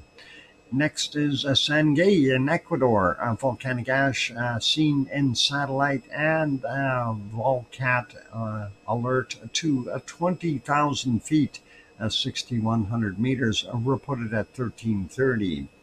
And the last one on the list is Fuego in Guatemala. Frequent volcanic ash emissions to 14,000 feet or 4,300 meters reported at 1,700. And thank you very much, Sue, for sending in that wonderful volcano report. And we've already gone over the White Isle volcano report as well, and greatly appreciated as usual. And awesome job at putting that together all the time. And yeah, we know it's not you that said exploded, it's them. It's all in that translation thing. I'm having a Pepsi. Try some Pepsi. It will cure your what ails you. Yeah, I'm doing that now. Hang on, I have to have a sip. Ah, fine vintage. Oh, I'm glad I filled it up during the break. Awesome. Okay, where the heck is my hamster? Let's get to our next port of call, and that is taking a look at some earthquakes around the planet. And we'll get over to the earthquake map, doing this fairly quickly here. Kamchatka, nothing. That is eastern Russia. The Aleutian Islands, very little. We have a few small ones in here, but 3.2, Chinook, Alaska area, 12:21 from today, 64.8 clicks down, and the rest were small. Not going to worry about those. Zooming out, just taking a look to see if I'm missing anything elsewhere, and don't see anything prominent sticking out. We do have, pardon me, a couple here. One north of that Madrid area, it's a 2.4 in Illinois. It's a 10.3 clicks down from a 21:10 yesterday, and one here in the Appalachians, a 2.2, and that is in Virginia, and that's from a 2:44 a.m. 6.2 clicks down. Not going to worry about that though. So, and the swarm continues here, and that is just absolutely incredible. Hopefully, they'll be okay. There's some threes there. This is near Grapevine. There's a 2.4. The latest ones here, 2.7s, Lamont, California area, all in that one area. So something definitely swarming. down in the bottom of the valley here, and that is kind of the end of that open valley that we've had there, and interesting to see, not too far away from LA over here. So let's leave that one be. Go further south. We do have that one in Texas, 3.1. I'm not going to worry about that. A little bit more activity here in the Virgin Islands, as well as Dominican Republic, 3.9 there, 3.7, and Puerto Rico, 2.3, and these are Puerto Rican as well, 3.1, so 3.3 for the Virgin Island one. Nothing in Central America otherwise. Sliding all the way down, going all the way through Peru. We don't see anything till we get to Chile, and we have a 5.0, and that is from 10:21 today, our time, and that's 67 kilometers down, and nothing else there. Looking at the South Sandwich Islands, don't see anything there either. A quick peek at the Antarctic rise. I don't see anything along there at all either. And of course, here is our wonderful New Zealand, no quakes at all. And there is our White Isle volcano right there. So yeah, when we see it, that's the place we see. And they may have pulled up over here or over here somewhere to have a look at it, or even on this side, somewhere along this way, or maybe here, likely over here somewhere. To be able to see it. Anyway, that looks pretty cool, but let's carry on.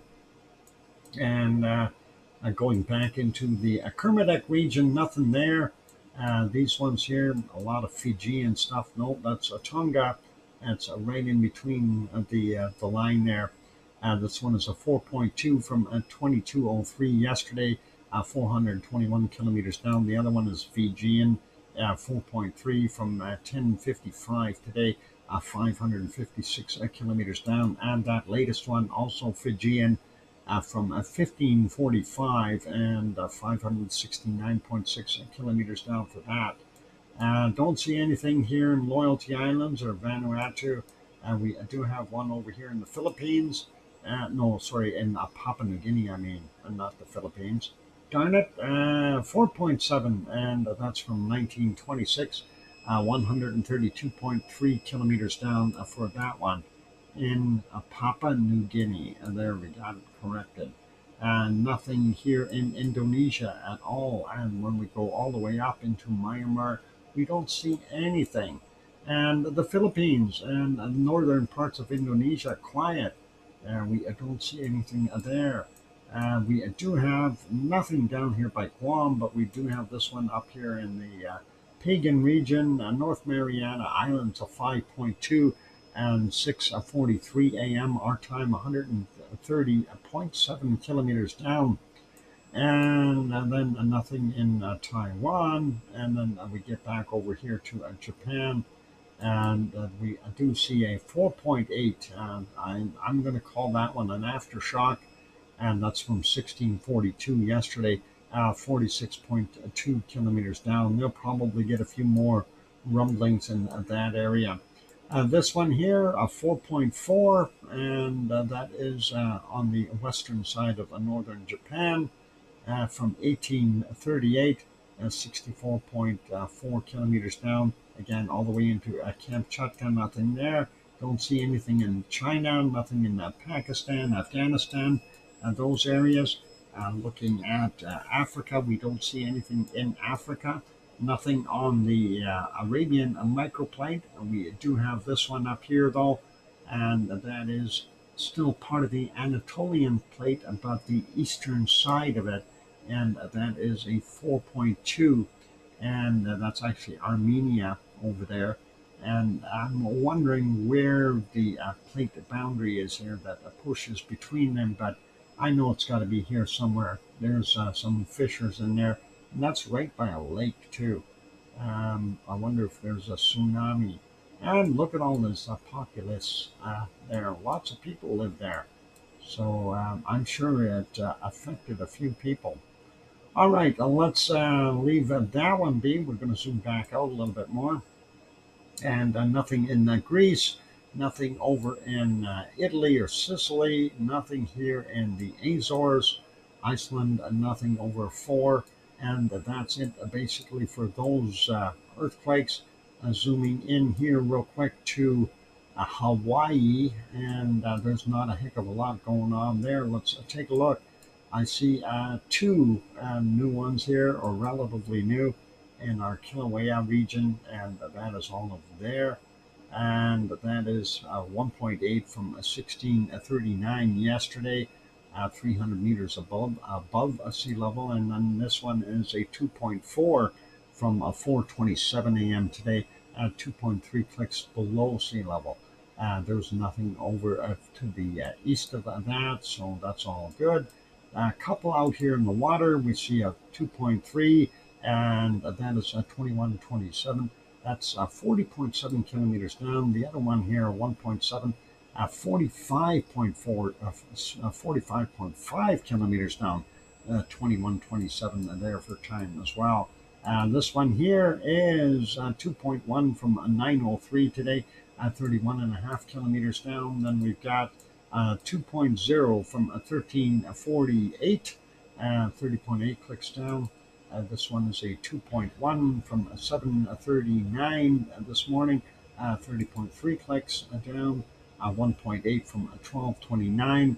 And these are all hour times. You can take 4 hours off, get Hawaiian time. 31.5 kilometers down. The other one is a 1.8 from 22:17 yesterday, 27.7 kilometers down. And this one is a 1.8 on kind of on the hill slash, well, the valley would be here. But yeah, that's part of a Mauna Loa, actually, sort of. 10:35 was the time on that one, 7 kilometers below sea level. That's it for our earthquakes, and that is pretty awesome. And let's see. Alba girl, a good night to you. You take care, sleep well, and hopefully we'll be able to see you tomorrow. And tomorrow's Monday, so we'll be back to our regular stream times. And for our bunny lovers, we have LB is having a drink at the bowl right now, so all good. And that was clean water, by the way. Um, I was surprised the magpies have been behaving today. Um, Ever since Little Ripper took his little jump into the water. I guarantee you he won't do that again, at least not very soon, until he forgets or something. Anyway, it was a learning experience for him. All right, let's put us back on Iceland for right now. I am hoping that this thing erupts tonight, but Murphy's Law, it probably won't. Anyway, I'm going to go for a quick break here, and then what we're going to do, a whole bunch, Sue and what happened? A whole bunch what? Um, yeah, I missed that. Okay. Thanks a whole bunch. Okay, cool, cool. The ice cream, bunny tracks, and bunnies. How spoiled can you be? Awesome. And yeah, we're seriously though, we are anticipating that this thing is going to pop. This smoke is unusual. We don't typically see it unless there's a reason for it to be coming out like the way it is. It is not steam. We know that for a fact because we can see the steam will evaporate. The smoke seems to linger. So that's something we need to understand. Anyway, I'm going to leave it here. I'm still waiting for you to upload the video of the rabbit jumping into the water bowl. We showed that yesterday. Yeah, I need to upload that one. I also need to upload the Sakurajima one. I haven't had time, Mars, honestly. There's so many things on my plate as of late. It's difficult. I need to get the videos uploaded. So I've got the two pending, and I actually have an idea with a bunch of the other ones that I want to show as well, but I just don't have a time. And it's the transfer back and forth between computers and things. It's a lot of hassle for me. So not so easy. Anyway, be good, you guys. Don't go away. I'm gonna go take that break, and we'll see what we can make happen. And where are we here? Let's see if we can throw some music on, and I'll be back after a couple of songs. Hit the like button. Yeah, darn work. I hate that term, taking up all your time. I hate when that happens. Um, anyway, here's some music. I'll be back. Hit the like button. Thanks.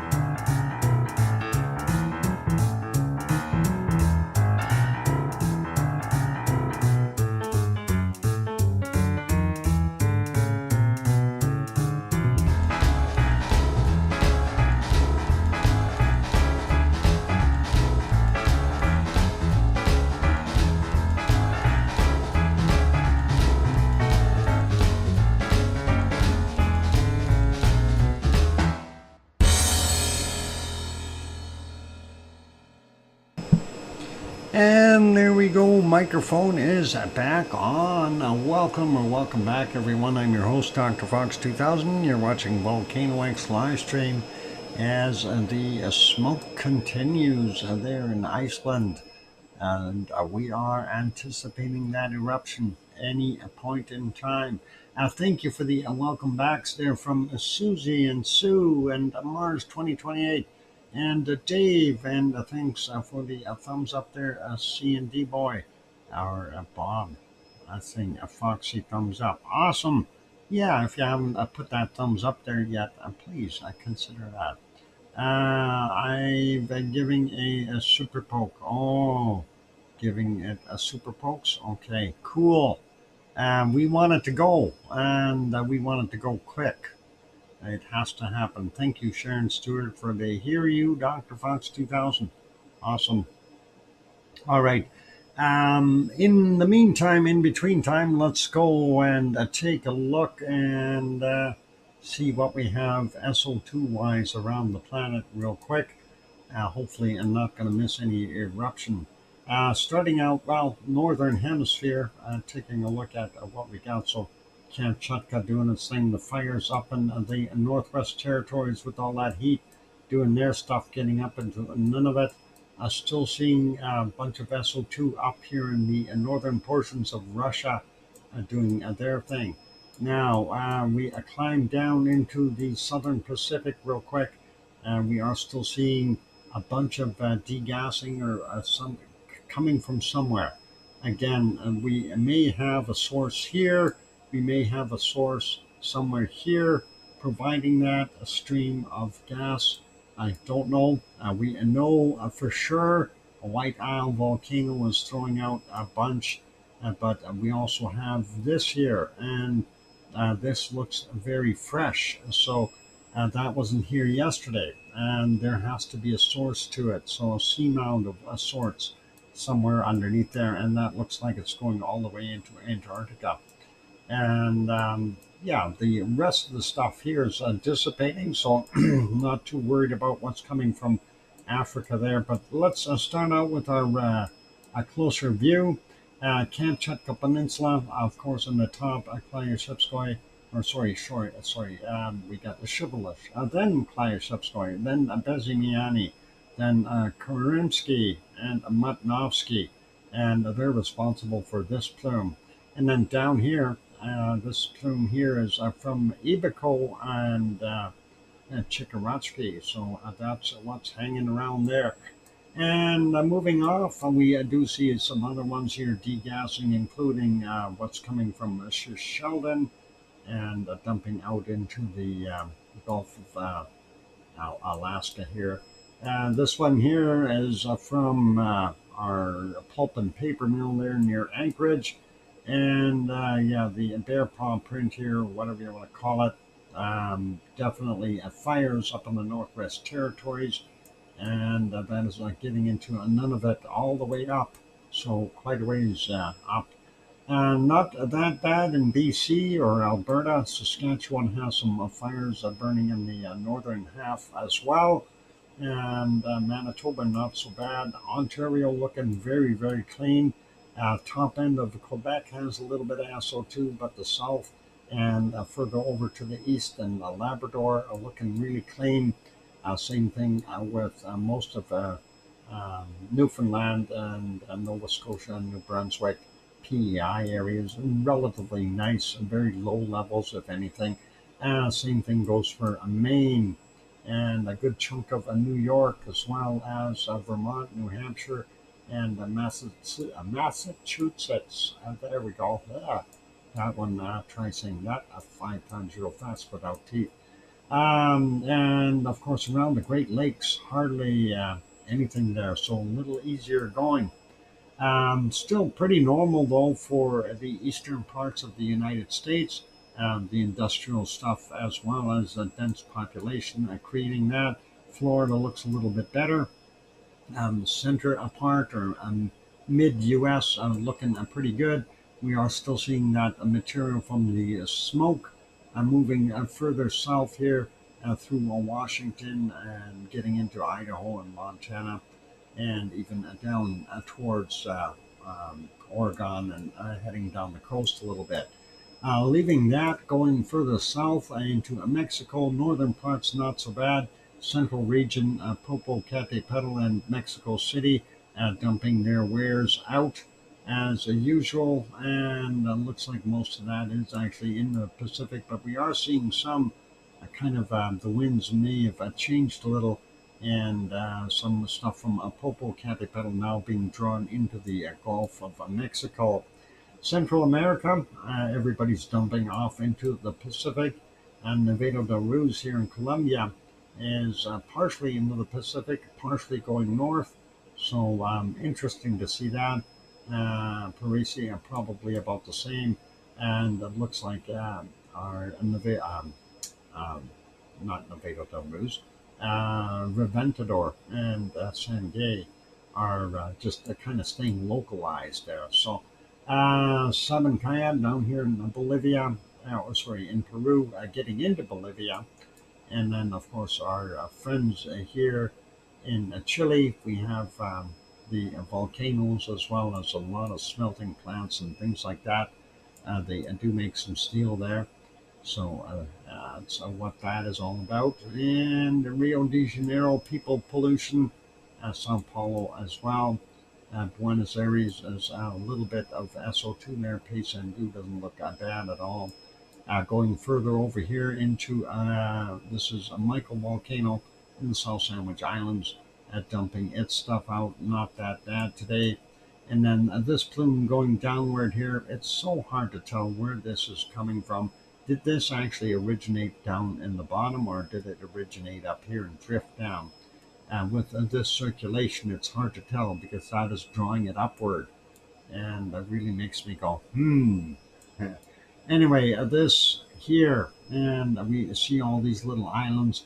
There are multiple sea mounds underneath there, and that's something to consider when we see relatively fresh material. If it was a little further over, I'd say Easter Island, but that's kind of halfway in between here. So not sure what's going on. And then, of course, a White Isle volcano is here. So it's dumping out a bunch. And I bet you most of that plume is from White Isle there. But this other stuff, again, it is an import from somewhere. We don't know where it's coming from. So bear that in mind when we're looking at this. And Tonga, Tofua doing its thing. Yasur, Gawa, Abrams, they're in Vanuatu doing their stuff. Papua New Guinea doing its stuff. And Luotamai, Laki, and Luotalak are likely involved too, doing that area. Semaru right in here. And I'm surprised we're not seeing more of a plume from Merapi, but that is okay. And the other one in here is Slamet.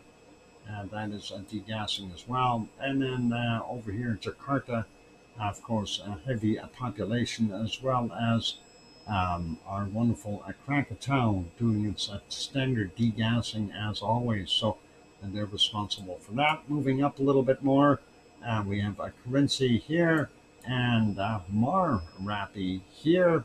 Merapi not throwing out as much, at least that's what it looks like. So some of this is still sitting there from yesterday. And looking at what's coming from Cinnabon, seems to be a little bit more localized, and the usual stuff here in Kuala Lumpur and Singapore. Let's move over to our wonderful Halmahera Island. Ibu and Dakono, not quite as heavy today, but still producing a fair amount of SO2. Further up into the Philippines, we see Mayon, and is continuing to do its thing. And then a Taal volcano right there. Good shot. So all good. Marianas, we've got pretty standard stuff going on there. And then getting into the southern parts of Japan, we see Suwanoshijima did have a little bit of a plume further on here. So that was from earlier, some heavier material, but it seems to be lightened up. Now, this one is Kuchinira, sorry, Kuchi no Era Bojima. There, I did it again, 2 days in a row. That is awesome. Obi-Wan Kenobi is doing exactly what it's supposed to. Oh, I mean, Kuchi no Era Bojima. Uh, yeah, I got it down pat there, Sue. Obi-Wan Kenobi. Whoops. Anyway, we see Sakura Jima doing its thing, a very heavy plume.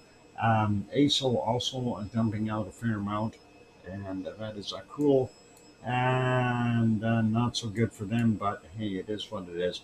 And now looking at Tokyo, it's got a little heavier levels than the areas around Asama volcano, and I'm wondering if it's just a combination of the two there that's building up the levels. They do have that storm there, and I'm wondering that is looking like it's making landfall. That will help take some of that SO2 out of the air and wash it away. Looking at the other places, Shanghai, heavy levels, Wuhan, heavy levels, Hong Kong, a moderate, and I'm not sure what some of the other cities are here. Han, Hanlon, if that's the right one. Anyway, that is Vietnam there. And then looking at India, eastern parts are quite heavy. The rest looks so fair, and Sri Lanka as well. Pakistan, most of it covered with SO2. And then let's go down to the south here. I'm going to zoom back out and again kind of look at this area. So this is drifted in from yesterday. Okay, so this is not originating over here on our Herd, no, not Herd Island. What the heck is it? Um, I forgot the island. Oh no, Reunion Island. I forgot that it was Reunion Island. Anyway, not, so that's all drifting in for those guys in that area. Anyway, it's don't know where it came from, but that's where it's going. And we also see the extra stuff coming from South Africa, dumping into the Indian Ocean, Arctic Ocean, and down there. I don't know where the line is, but that's about it. And looks like, yeah, uh, what's it, Fournaise as the volcano there. Anyway, Democratic Republic of the Congo, Nyamura and Nyiragongo doing their thing. And then looking over here in the Danakil Depression, and it almost looks like we have a little bit extra SO2 in here. And that may very well be from Ertael, because it does look like it lightens up on the sides here a little bit. So something happening in that zone or region, maybe it's being active as well. We do see the other heavy plumes here from Saudi Arabia, Kuwait, Iraq, Iran, and even here in Egypt and Lebanon.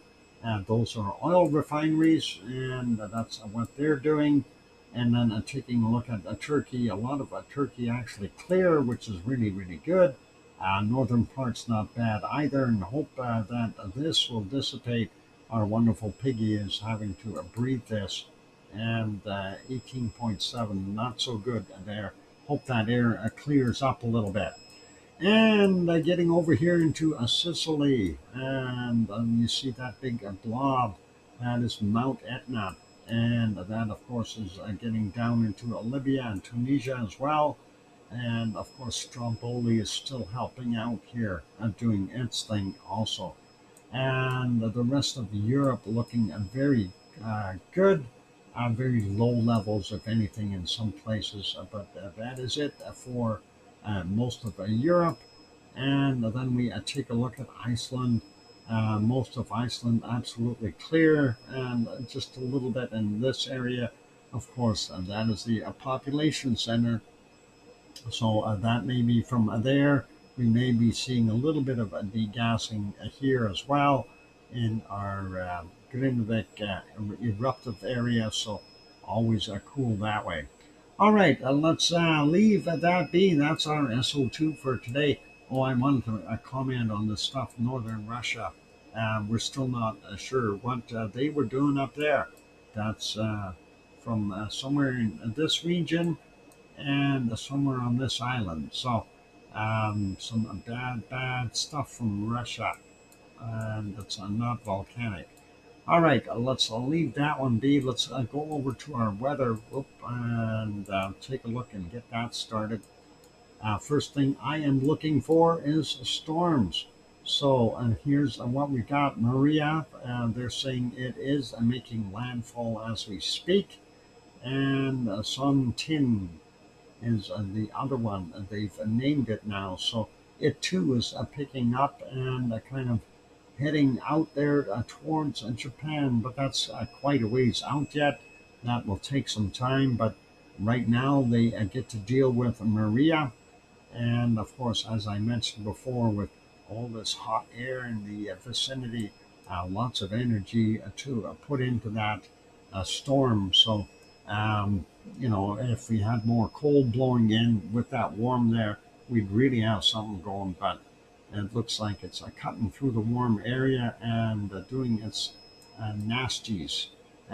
Sin Ting is also doing, or San Tin doing its thing. I was looking over here though to see if we spot anything over on the other side. And that storm we had yesterday is basically right in there and basically died out. So too slow to give any hassles or consequences. And then looking at the big high here, making our Gulf Stream push that warm air over towards Europe, and that in turn, if it pushes hard enough and gets the right weather conditions, we see it getting up to Iceland as well. But let's just check out North America. So Alaska a little bit on the cooler side. The Yukon up in the north a little cooler. Down in the south still up to about 24 degrees. And still crazy temperatures here in Northwest Territories up to 34, 35 degrees I seen earlier when I was looking. So 34 for sure. That's what they still have on the map there. And that is, I won't say it's cool, it's quite hot. And then the southern parts of Nunavut up to 31, 32 degrees as well. So unusual temperatures for those guys. I'm sure Churchill is just cooking wherever that is. That's in here somewhere. I know they don't do a good thing of showing where stuff is here with road maps. Hay Island there. No, where's Churchill? I know it's here somewhere, but you can still see the coastline a little bit shattered here with the warm and cold mixing. But the nice part about all this heat, that is going to warm up Hudson's Bay. Okay, so they will have a longer season there before things start to freeze over. And that'll be kind of interesting this year. And that'll change the climate a little bit in the area. Looking at Ontario, northern parts are quite warm. Southern, central regions and kind of the eastern side here, not quite as hot. Toronto is about 19 right now. Detroit sitting at about 24. And we got about 20, 19, 20 in Quebec. About the same thing there in Montreal and Quebec. And let's see, Cole Harbor, what do we got for Sioux temperature wise? Cole Harbor sitting at about 22 degrees right now. Dartmouth also 22. So nice temperatures for there right now. Boston coming in at about 25. New York sitting at 26. Baltimore at 27. Virginia Beach at 24. Grandma B has got 28 degrees Celsius. Charlotte at 28 as well. Atlanta a little bit warmer at 31. Jacksonville 32. Orlando 26. And Miami is at 29. Moving over a little bit more, we want to get New Orleans in there, 33, 34 for them. and Houston coming in at 34, San Antonio 37, Dallas and Fort Worth region. I guess that's 27, 35, 36 in that vicinity. My bad. And 27 in Oklahoma, though. And then getting over to Albuquerque in New Mexico. Looks like they got a storm or something brewing there. Albuquerque 31 degrees. And then we get into Phoenix at 39 degrees, Tucson 35. And if we go up and take a look, Prescott a little bit higher up, I guess, 23 there. Flagstaff sitting at 25. Not bad for those guys. And Mexicali down on the Californian border, about 41 degrees. So that is pretty hot. 40, 39, 40 in Las Vegas. Let's see what Death Valley has to offer today. So far, 49 degrees. There's a 50, and there's a 51. 51 degrees from Death Valley. So far, 49s, 47s, and that kind of thing. Yep. So 51 for Death Valley, not so good for anyone. You'll die with that temperature. Hot in Los Angeles, 31, 32 degrees, getting out to Riverside, 36, Anaheim, about 31 down there, and Santa Barbara sitting at about 26 or so. Bakersfield is sitting at 41 right now, Fresno 40, getting into a San Francisco region, we're seeing 16. San Rafael on the other side is 31. Walnut Creek 27, Oakland only 18. And let's go up and see Sacramento is 32 degrees. Let's see, where's Paradise? 33, that's not so bad today. And up into Redding, 37 degrees there. And moving up out of that valley into the next opening, and that is Medford at 34 in Oregon, and Eugene coming in about 28, Portland about 26, progressively cooler, and looking at Seattle sitting at about 20, and the region around there 22 maximum.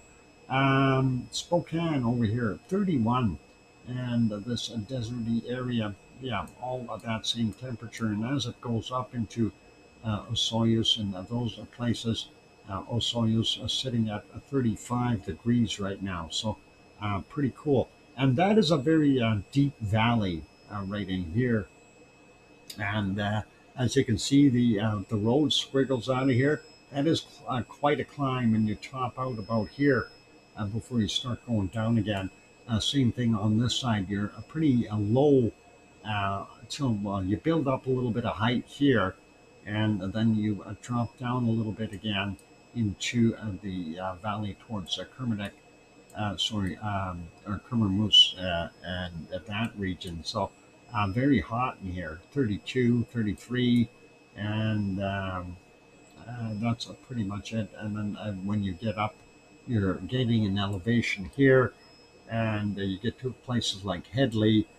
It's nice, but 24 degrees. Gets a little wider open spaces here, and 28s there. And then, of course, you're getting back over to Princeton, and that is, again, a drop in elevation, so a little bit warmer there for those guys.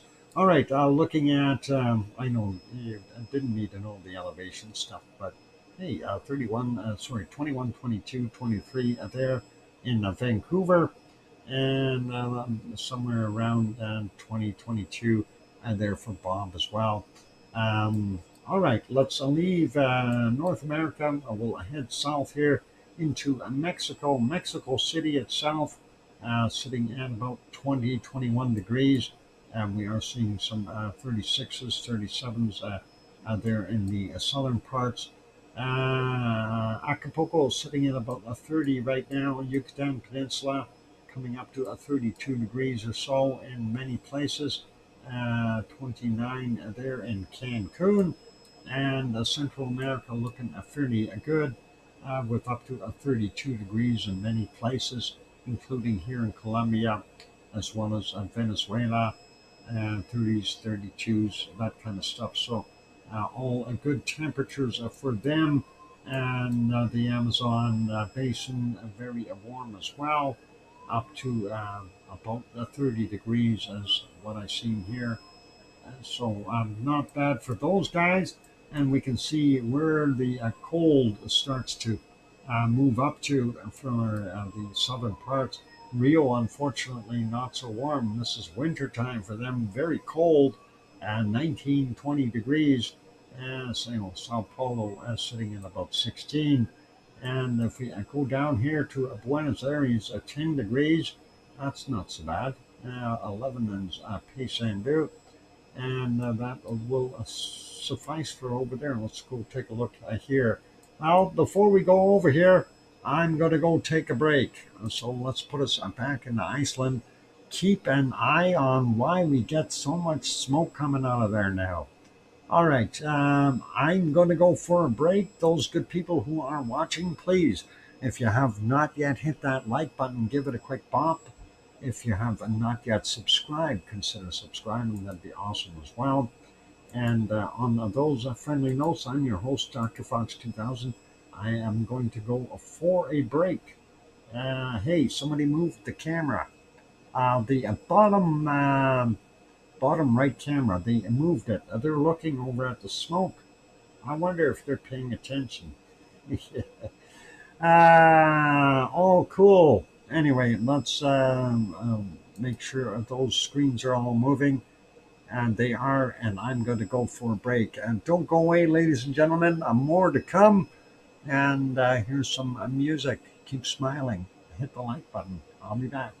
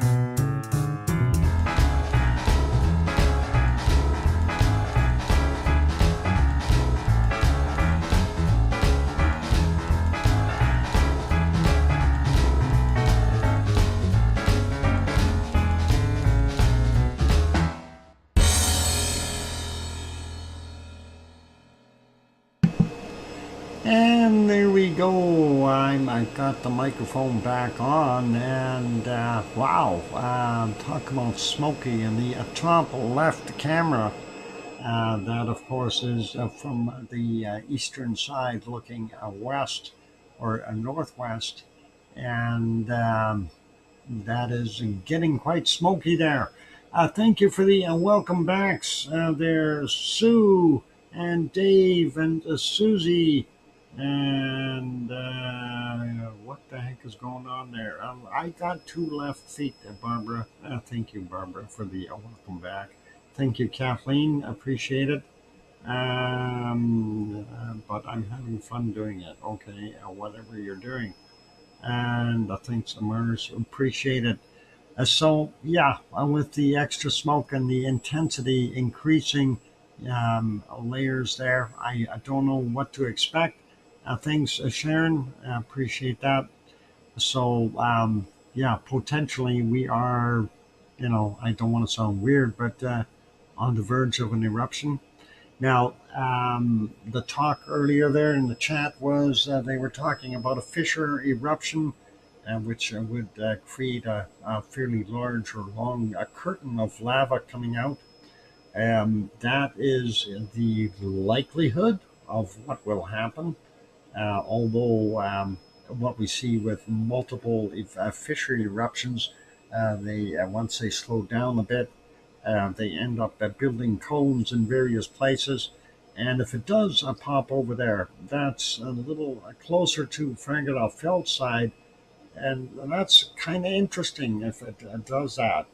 And of course, that lava flow then would end up, in all likelihood, well, depending on where the downhill point is, depending on where it erupts and how long this erupts, but we'll get flow in both directions, likely north for the first little while, and then once that builds up enough, it will overflow the previous flows to the south. So those things are interesting if that is the case, and if it pops over there.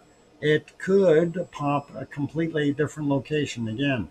And now the thing is, with over there, since we haven't had an eruption over there yet, we haven't had a vent over on that side, it will likely take a couple extra quakes in there. So if you happen to see some 3.5s, magnitude 3 or higher, that will likely be the result of pressure in that area.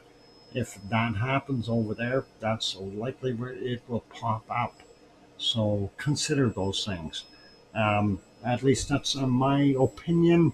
If it comes up in Sanukar, or Sunny as we call it, I think it won't take as much, maybe a 2 to get it going. But if it's over there in that newer area, it may take a little bit, unless that is already fractured enough. It may not take that much. I really don't know. I thought, though, that would be a little bit more solid ground over there still. Anyhow, we're going to leave that. We're going to go back to the weather and finish that off and see what goes on. And let's see. Okay, so we were looking at New Zealand, and not bad there. We got 11 in Christchurch. It looks like 15, 16s in some places. And you got to remember, it's still early in the morning there, so we are seeing some cooler temperatures still, but they are in general warming up. 14 in Wellington, Hastings coming in at about 14 as well. 14, 15. We got 11 in Taupo, Auckland, coming in at about 15, and up on the peninsula, 13 to 15 mix. So not bad for them.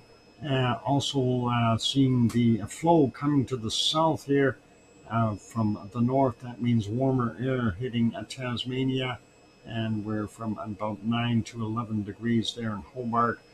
The coastal areas in some places up to 12, 13 degrees we see. So not bad. Getting up to Melbourne, they're still reeling from all that cold in here. It's going to take a little bit to warm up. 9:10 there in Melbourne. I'll see Adelaide is a little warmer at 15, and we see about 15 there, 14, 15 in Sydney. Moving up to Brisbane, and that's a beautiful 17 degrees. Still a little cool for them, but hey, at least it's not minus 17. Up to a 26 is about the highest I've seen in the northern parts right now. Remember, it is still early there, so give it another 10 hours. It'll be cooking. 16 in Perth. And let's go over here and just take a look. Fiji 25, 26, looking not so bad in that region. 24s, 23 to about 27 there in Vanuatu.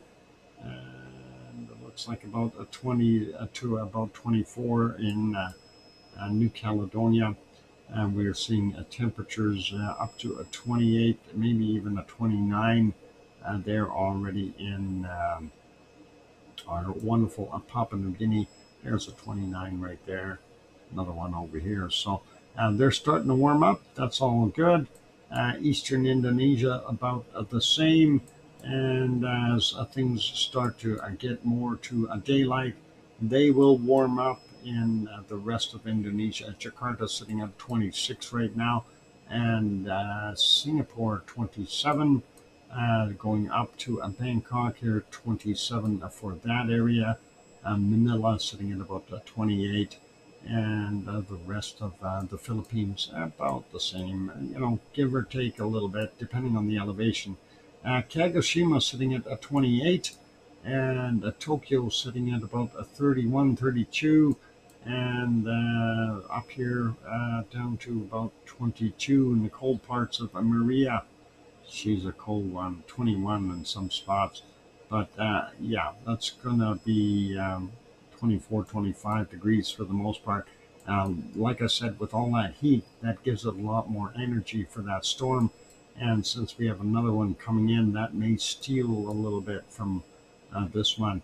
Sapporo is about 26 degrees there. Let's see. Yeah, 26. And let's go 20s here.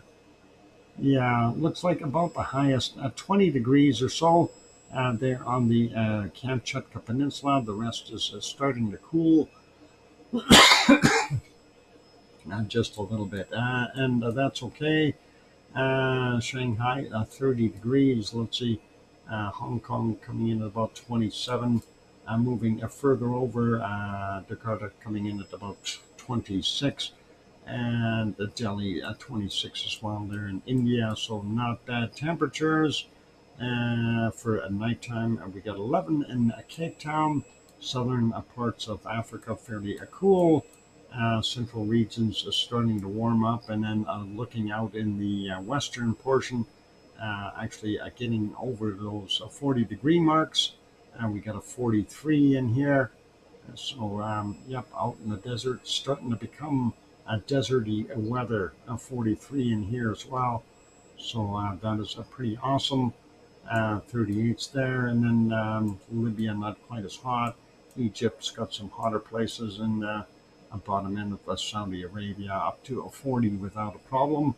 Dubai coming in at about 34, Riyadh 30, Cairo sitting at 24, Baghdad sitting at about 33, and Kuwait, Beirut 26, Malekka 23, Dada 27, and Piggy's house coming in about, oh my God, 29 degrees.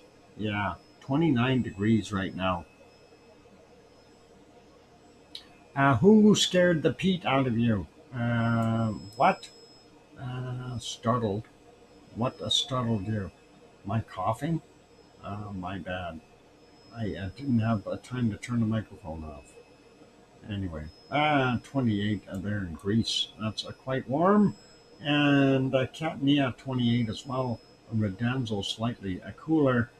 They're at 19 degrees, and that's what Yvonne Kunkel is enjoying right now for a nighttime temp. And about 27 there in Naples. Rome sitting at about a 26. Milano is a 27. And then we get over to Madrid. We see about 30 degrees. Aurelio's house sitting at about 27 degrees. Quite warm for those guys still. Lisbon at 20, a little cooler on the coast there. And Nantes 26. Paris 24. Coming into Munich at 22. Frankfurt at 20. Cologne at 21. Von Kunkel's house sitting at about 18. And let's see, where are we here? Brussels, sitting at about 20 degrees. Amsterdam about 19. That's not bad for there.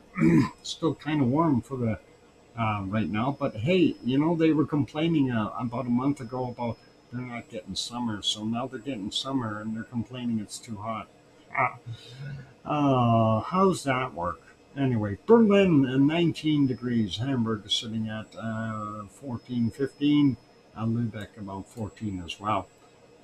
Copenhagen is sitting at 15. Aarhus sitting at 12. And Oslo 10. And Stockholm is 16. Helsinki 13, 14. And St. Petersburg 14 as well. All right, the tango. What here in Germany on the Oktoberfest, people sway, sway there. It's almost like dancing, sway arm in arm like dancing. Oh, that's because they're all drunk and they have to hold each other up.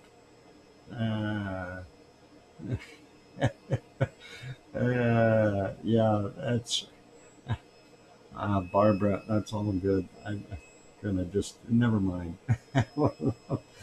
Oh, I can't dance anymore. They've had too much beer. Okay, that's the way it works. Oktoberfest, 19 in London, and then we see up to 23 degrees there along the coast of Wales. Leeds is 16, and 17 at Glasgow. Aberdeen coming in at about 14.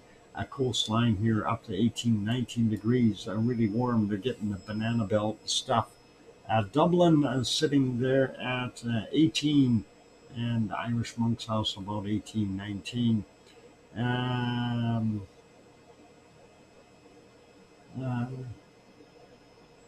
Okay.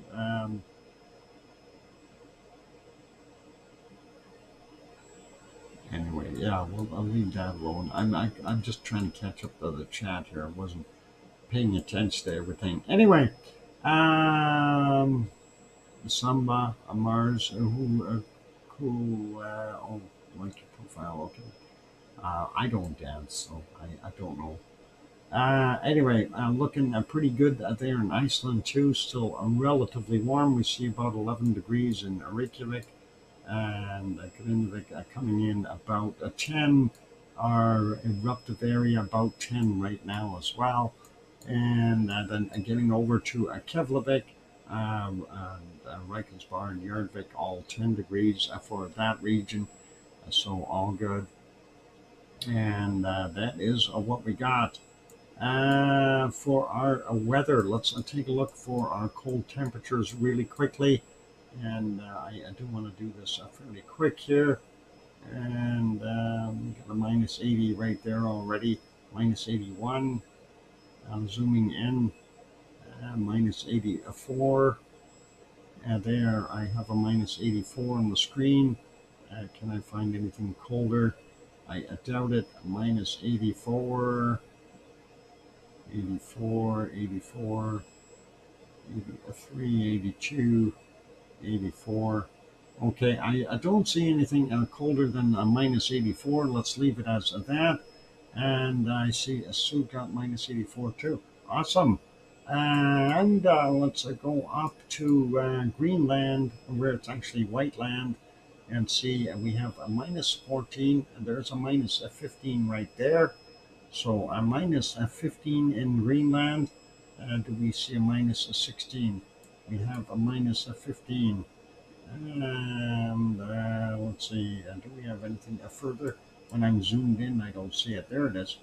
minus 15. Do we have a minus 16? I don't think so. One little tiny patch of a minus 15. So that's what we got there. Let's take a look at Canada, and see if we can find something cold. What do we got? Minus 5. That's not cold. There's a minus 6. Minus 6. Minus 5 there. Let's go up here a little bit more. Minus 6s. And let's see. Ooh, minus 7. And do we have a minus 8? Looking for minus 8. And there's the minus 7 region. And there's more minus 7 there. And no minus 8 island in here anywhere. Darn it.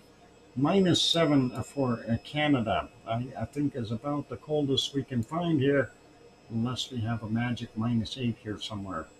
But that is good for there. And just to double check and make sure we're not missing anything. Nope, minus 3s, minus 2s. It's too warm there, so that's what we got. But let's take a look and see what we have in Alaska. And hopefully we'll make out with some good temperatures here. We got a minus 6 Celsius, and I think that is about as good as it's going to get. I hope that is good for a tie. Minus 6 there in Alaska. And let's see if we can find what we need there in Russia. Russia is so tough sometimes.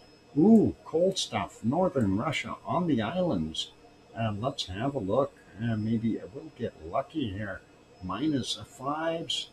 Minus 5s. That is awesome. But I don't know if that's a winner. Ooh, there's a minus 6. Do we have a minus 7 in there? Nope, minus 6. And let's see. Minus 5s. Minus 5 there. Looks like here's another minus 6 in here. But no minus 7s. Darn it. I was hoping minus 71, but I don't see it. So minus 6 it is. And that's all I can do for there for Russia. And I hope that is all good. So I hope everything went good, and I didn't miss anything. Doc finds minus 6 in Russia, and the drum roll, please. No, that's a bad drum roll. I'm waiting to see what the final tally is. Uh-oh. Doc wins by 1 degree. All right. And there we go. That is awesome. First degree beating again, Sue. And that is, it's okay.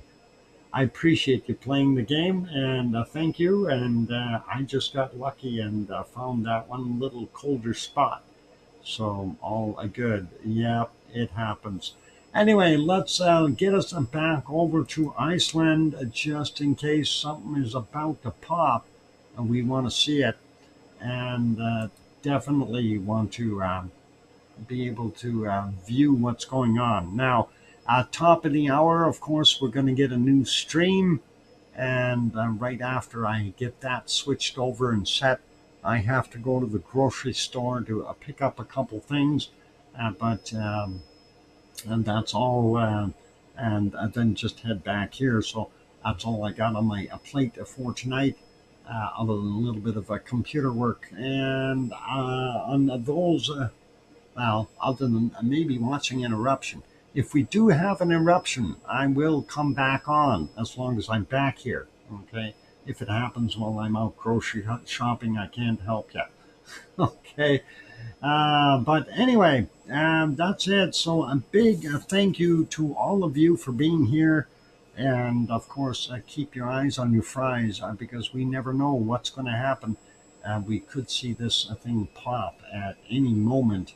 And just before I head out here, I just want to see a couple things. um, I want to check the charts, and yeah, we are on an upward trend with our magmatic and our seismicity.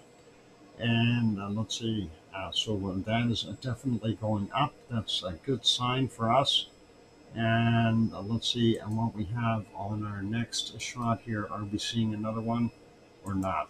Oh, the next one is back down again. That is, that's just fluctuations. And, as long as our next one's still pop up a little bit, we're all good. So I'm not worried about that one dropping off a little. That is not that big of a deal. That's just the pressure, maybe finding another open pocket somewhere, and it's a momentary pressure relief, and the lava keeps pouring in, or magma keeps pouring into that sill, and it will fill everything up. So hang in there and keep your eyes on it. That's the important part. And just one last look at the earthquakes for now, and to see what we've got here. And we want to just kind of peek. We're seeing a couple newer ones here in Grindavik, and this is not a good thing. And underneath Grindavik, so that's from 2133, and this one is from 2036, so a little while back. But both of those are 4.8 and 5.5 kilometers down, so fairly deep. I'm going to turn on the microquakes here as well. So we see a bunch of quakes all over, spread out. This could be lifting on the side of the pressurized sill. And this looks a little bit more interesting. But the funny part is our smoke is coming from over here somewhere. And oh, hang on, over here somewhere. That's about where that smoke is coming from, behind the this hill. So the smoke, it's either one of these fissures here, maybe. So that is a possibility, and you never know. And we do have the end of that is where this is Salingafeld, that steam is coming up. So I'm wondering, that's about here. Actually, about here. The sensor is right beside it, the GPS sensor. I'm surprised that one's still alive, because that is in the lava field. That might be a new one too. All right, I'm going to leave that on there. Well, I will leave that hidden, but we're going to leave it on here. And going to get off of the show. So take care, everyone. Have yourselves a wonderful evening.